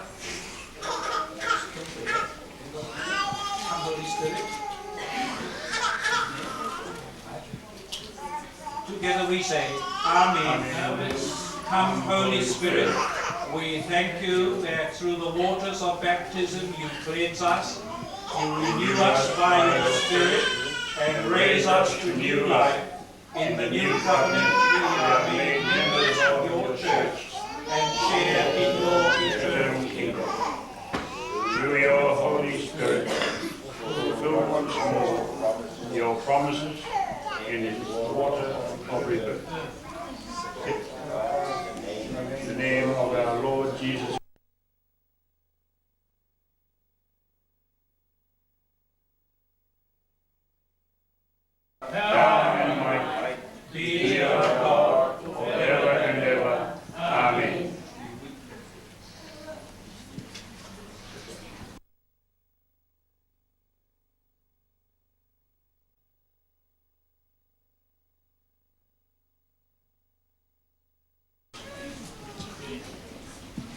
hard to find, so I'll just take over from there.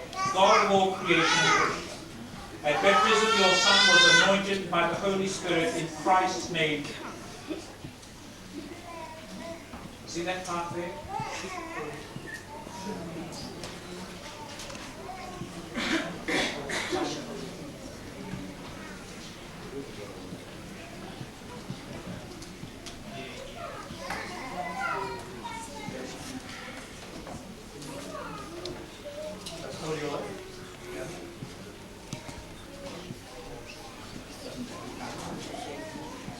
God of all creation, at baptism your Son was anointed by the Holy Spirit and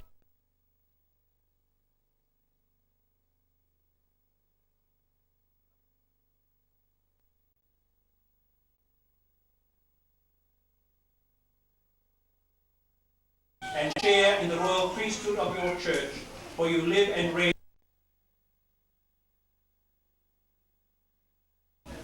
Joanne Brown.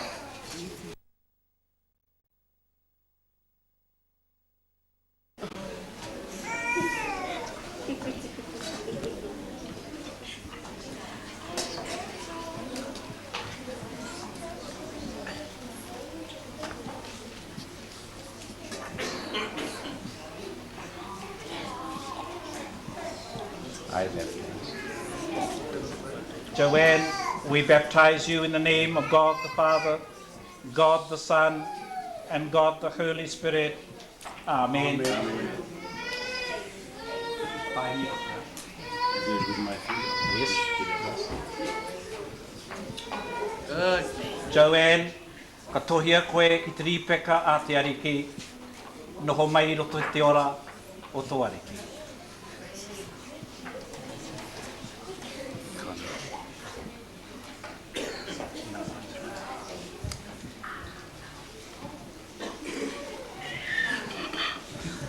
Turn to the candle ceremony.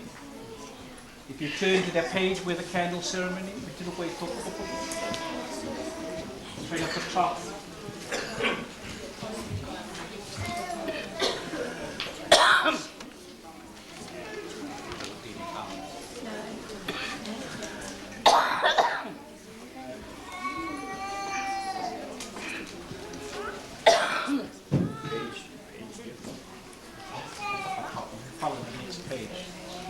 And something. You see the candle ceremony?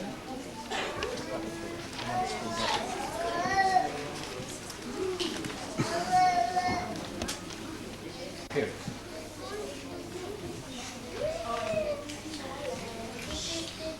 Joanne, walk in the faith of Christ, crucified and shine with the light of Christ. Joanne, you would say, walk in the faith of Christ, crucified and risen, shine with the light of Christ.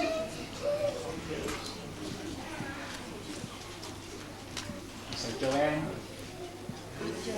walk in the faith of Christ, crucified and risen, shine with the light of Christ.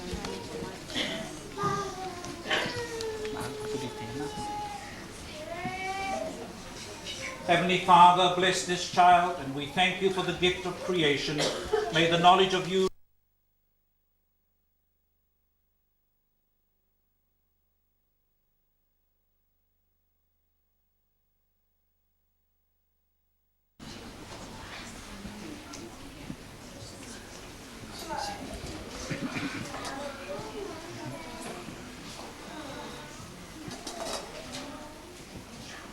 Chelsea, we baptize you in the name of God the Father, God the Son, and God the Holy Spirit. Amen. Amen.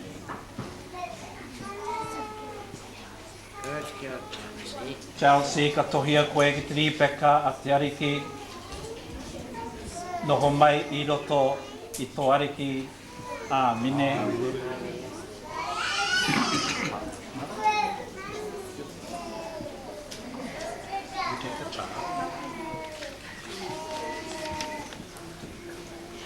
Chelsea, walk in the faith of Christ, crucified and risen, shine with the light of Christ. Say to Chelsea. Chelsea, walk in the faith of Christ, crucified and risen, shine with the light of Christ.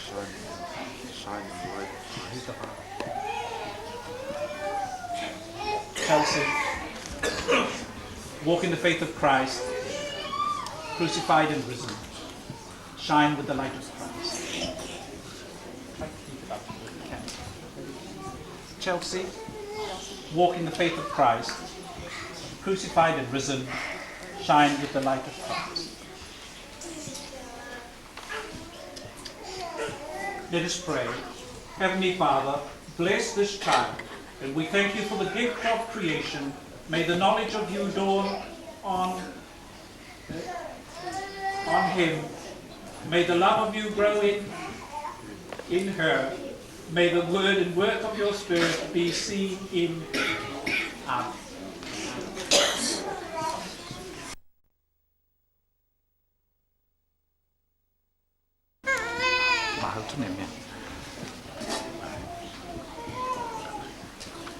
Charlie Herama, we baptize you in the name of God the Father, God the Son, and God the Holy Spirit. Amen. Katohia koe ki te ripeka o te ariki, noho mai I roto I te ariki. Lovely. That's a good one.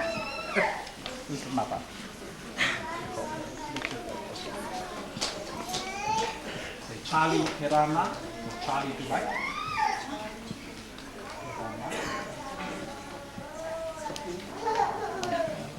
Walk in the faith of Christ, crucified and risen. Shine with the light of Christ.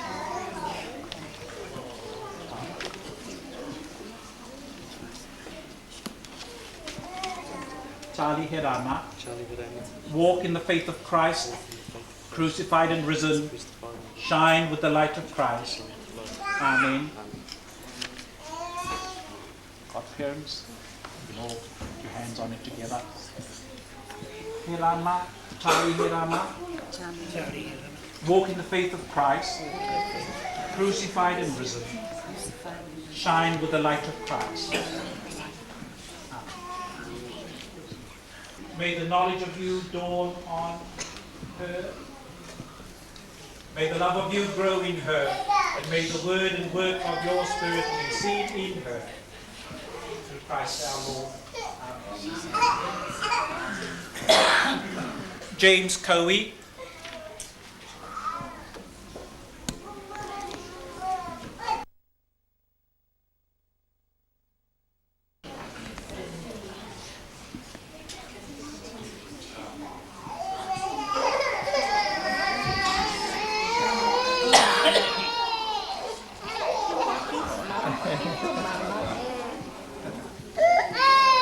James Coe, we baptize you in the name of God the Father, God the Son, God the Holy Spirit. Amen.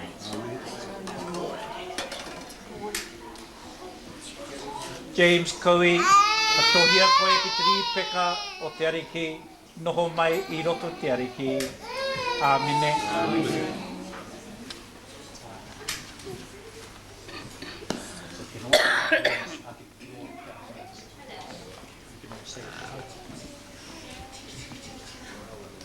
James Coe, walk in the faith of Christ, crucified and risen, shine with the light of Christ. All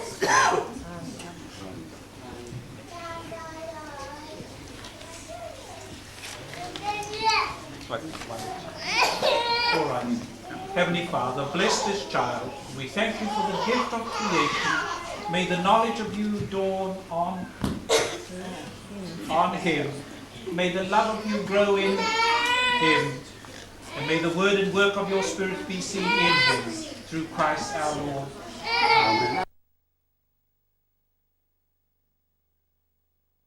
Arata Tobias.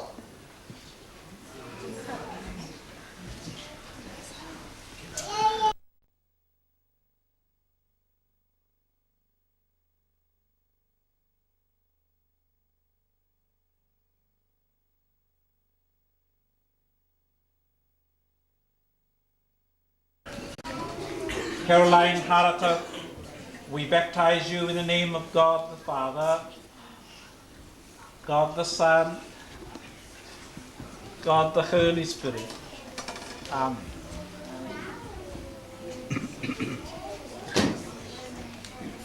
Caroline Harata, ka tohia koe ki te peka o te ariki.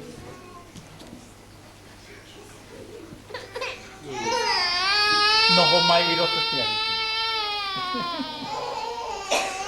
I think we'll all hold our hands. Or hold those. You hold that. Or everybody hold it together. And you all say, Caroline Harata. Walk in the faith of Christ. Crucified and risen, and shine with the light of Christ.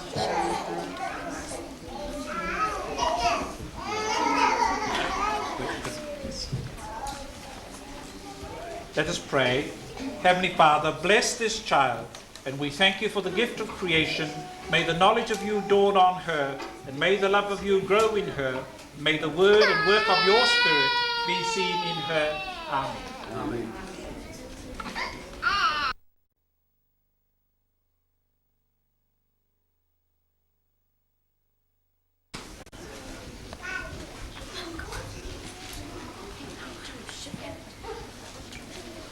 Jesse, James, Alan, we baptize you in the name of God the Father, God the Son, God the Holy Spirit.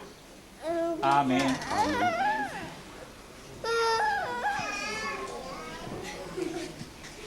Katohia koe, tiri peka a te ariki. Noho mai I roto te ariki. Amen.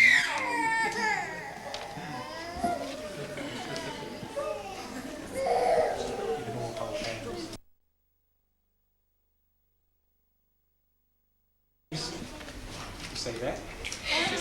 Walk in the faith of Christ. Walk in the faith of Christ. Crucified and risen. Crucified and risen. Shine with the light of Christ. Shine with the light of Christ. Let us pray. Heavenly Father, bless this child, and we thank you for the gift of creation. May the knowledge of you dawn on him, and may the love of you grow in him, and may the word and work of your Spirit be seen in him, through Christ our Lord. Amen. Amen.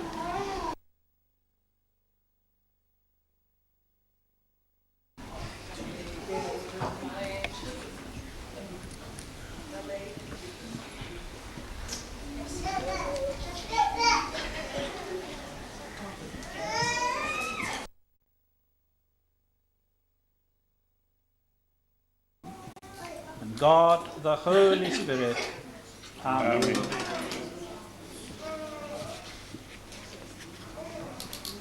Cassandra, katohia koe ki te ripeka a te ariki, noho mai I roto te ariki. Amen.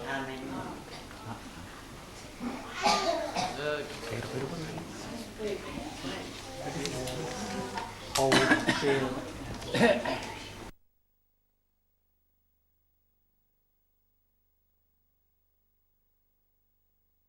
Crucified and risen.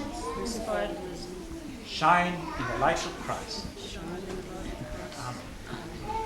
Let's bless this child. Heavenly Father, bless this child. We thank you for the gift of your creation. May the knowledge of you dawn on her, and may the love of you grow in her, and may the word and work of your Spirit be seen in her through Christ our Lord. Amen. Amen.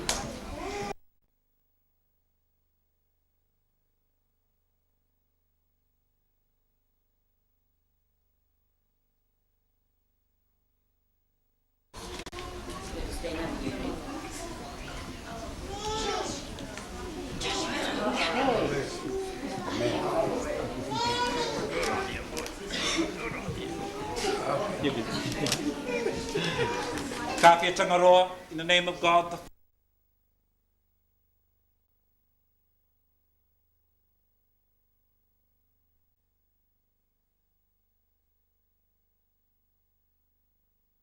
Kāwhia tangaroa, tohia koe ki te rīpeka a te ariki. Noho mai I roto te ariki. Amen.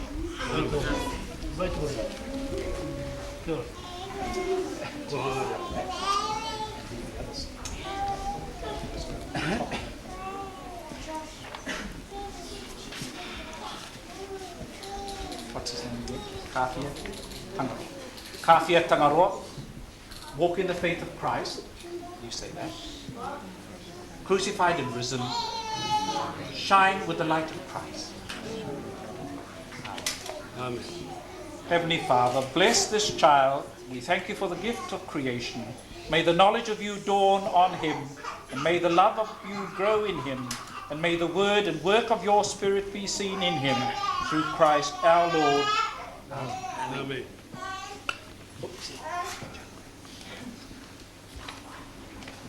Got to get a proper.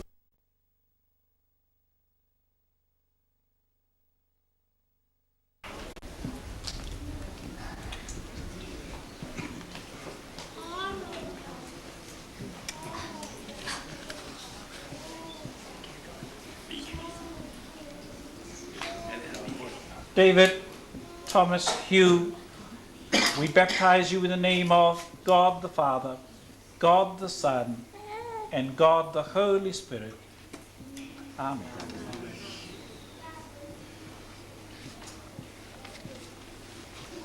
Ka tohia koe ki te ripeka a te ariki. Noho mai I roto I te ariki.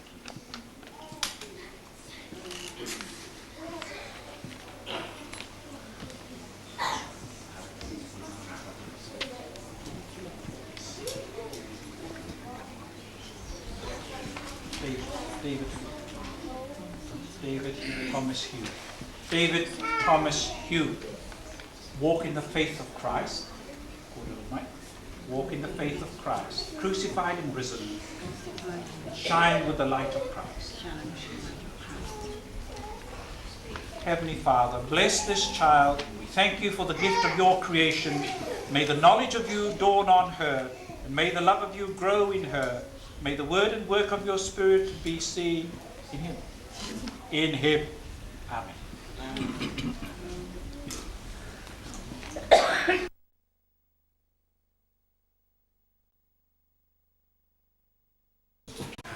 Pane, we baptize you in the name of God the Father, God the Son, and God the Holy Spirit.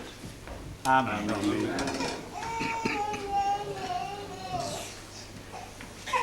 Pane ka tohia koe ki te ripeka tātou ki noho mai roto I te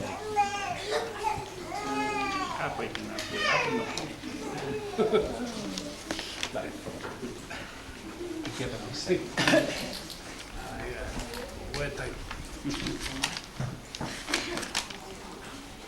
Walk in the faith of Christ, crucified and risen. Shine with the light of Christ. Amen.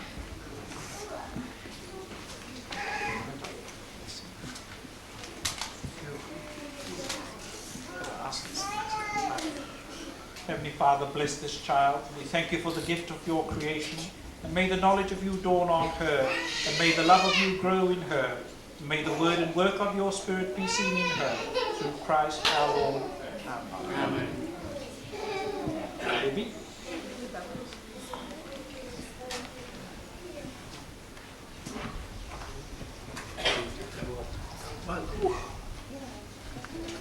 Debbie, we baptize you in the name of God the Father, God the Son, and God the Holy Spirit.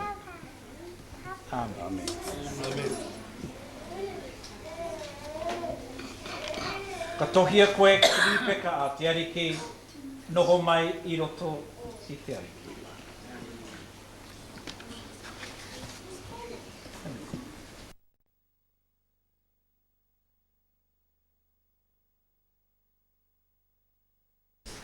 Shine with the light of Christ.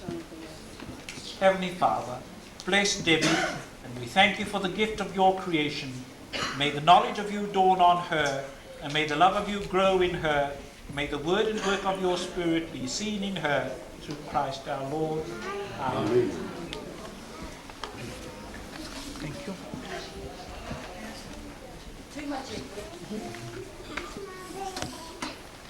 Eriwera Kākia, we baptize you in the name of God the Father, God the Son, God the Holy Spirit. Amen.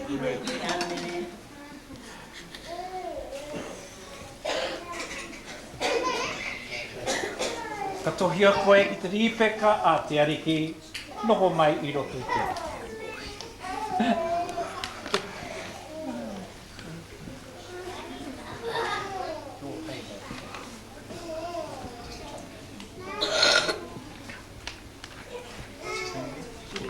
Eruera, kātia.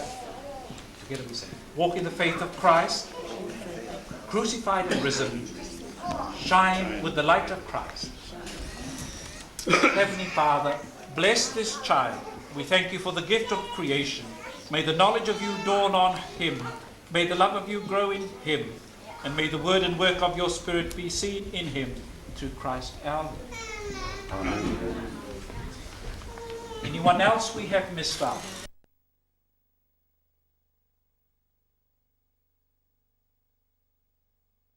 Yes.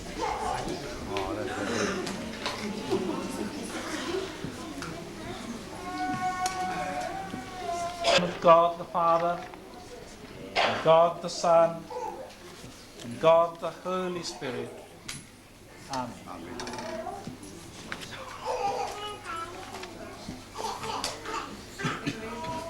Ka tohia koe, ki te rīpeka, te ariki, noho mai roto.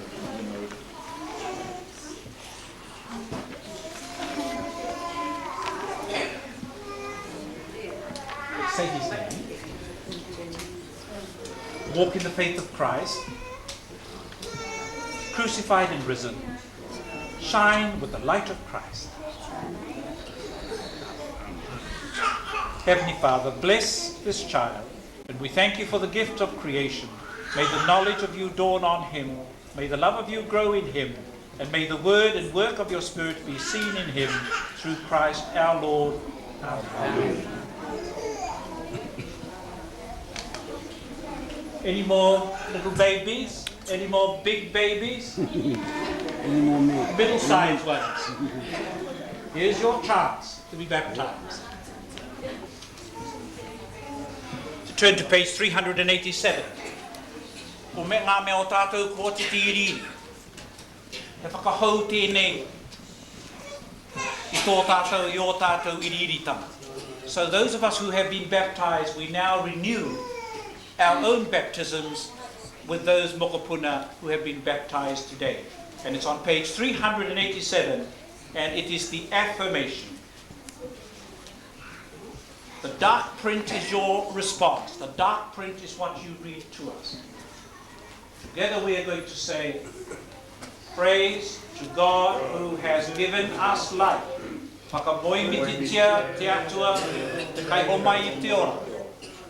Blessed be God for the gift of love. Kia whakapaingia te atua o tāna oha o te atua. Page 388, we are going to say, praise to God who forgives our sin. Whakamoimititia te atua e murunei o tātou para. You say, blessed be God who sets us free. Kia whakapaingia te atua.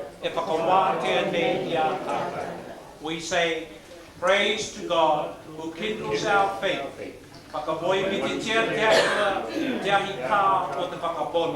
And together we say, blessed be God, our strength, our hope.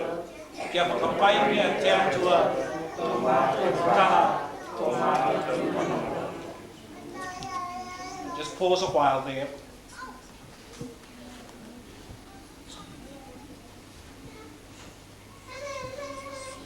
Tātou kua tohia nei, me whakarere te kino, tahuri pūmau ki a te ariki, ki a te karaiti.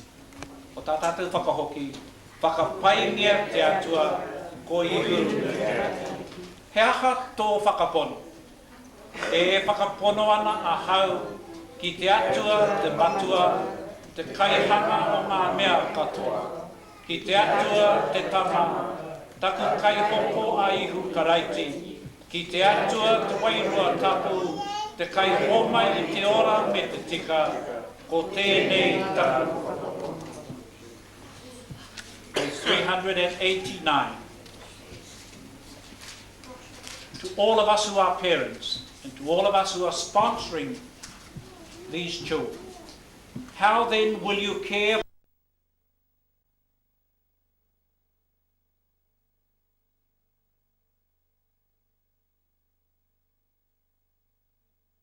faith? We rejoice at this baptism and will share with all these our mokopuna what we ourselves have received.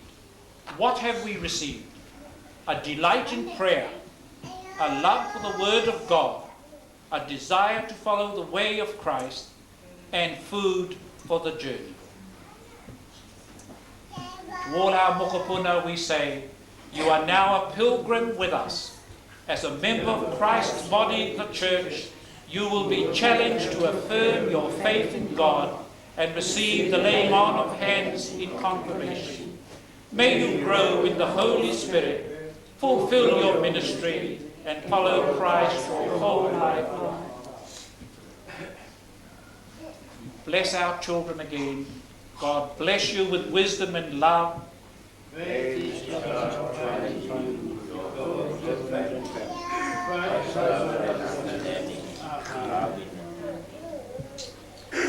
Together we pray. God of love,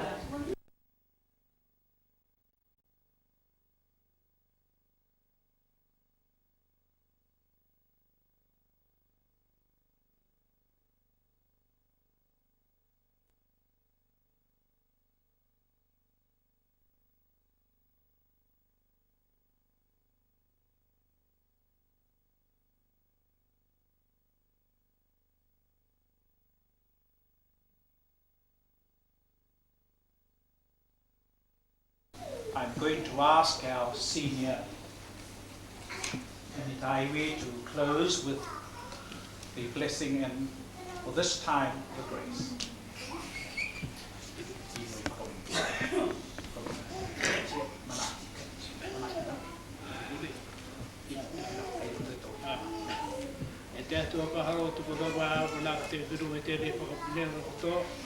You are the way to work with the Tiende, for all the Tiende to the Tahia to create. Nobody hide away at the Parno, the Kahui at the crate, nobody rotate the Kahui at the crate. Wait for it to go out of back of all. The Barbatia to Bata Body to Way, who are Bata, Bata, or the Bata. They call here Amataki to Tote, they out there, they poke. Give a hundred with Tarbo to Bata, what it played. Kita betul tak payah tu kata wari koi, metar hotel, betul pergi waktu itu boy waktu, kata tu hidup betul waktu body akan.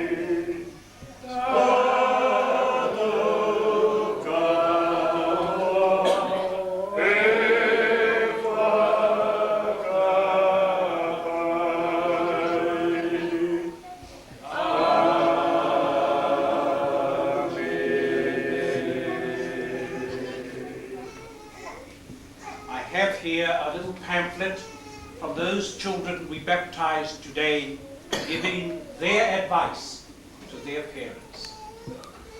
How different that they are going to give the advice to their parents. I'm going to read the first one, and I'm going to share to the parents. These children are saying, "My hands are small. Please don't expect perfection whenever I make a bed, whenever I draw a picture, or whenever I throw a ball. My hands are small, but don't expect too much from me." Kia ora tātou. You get your step.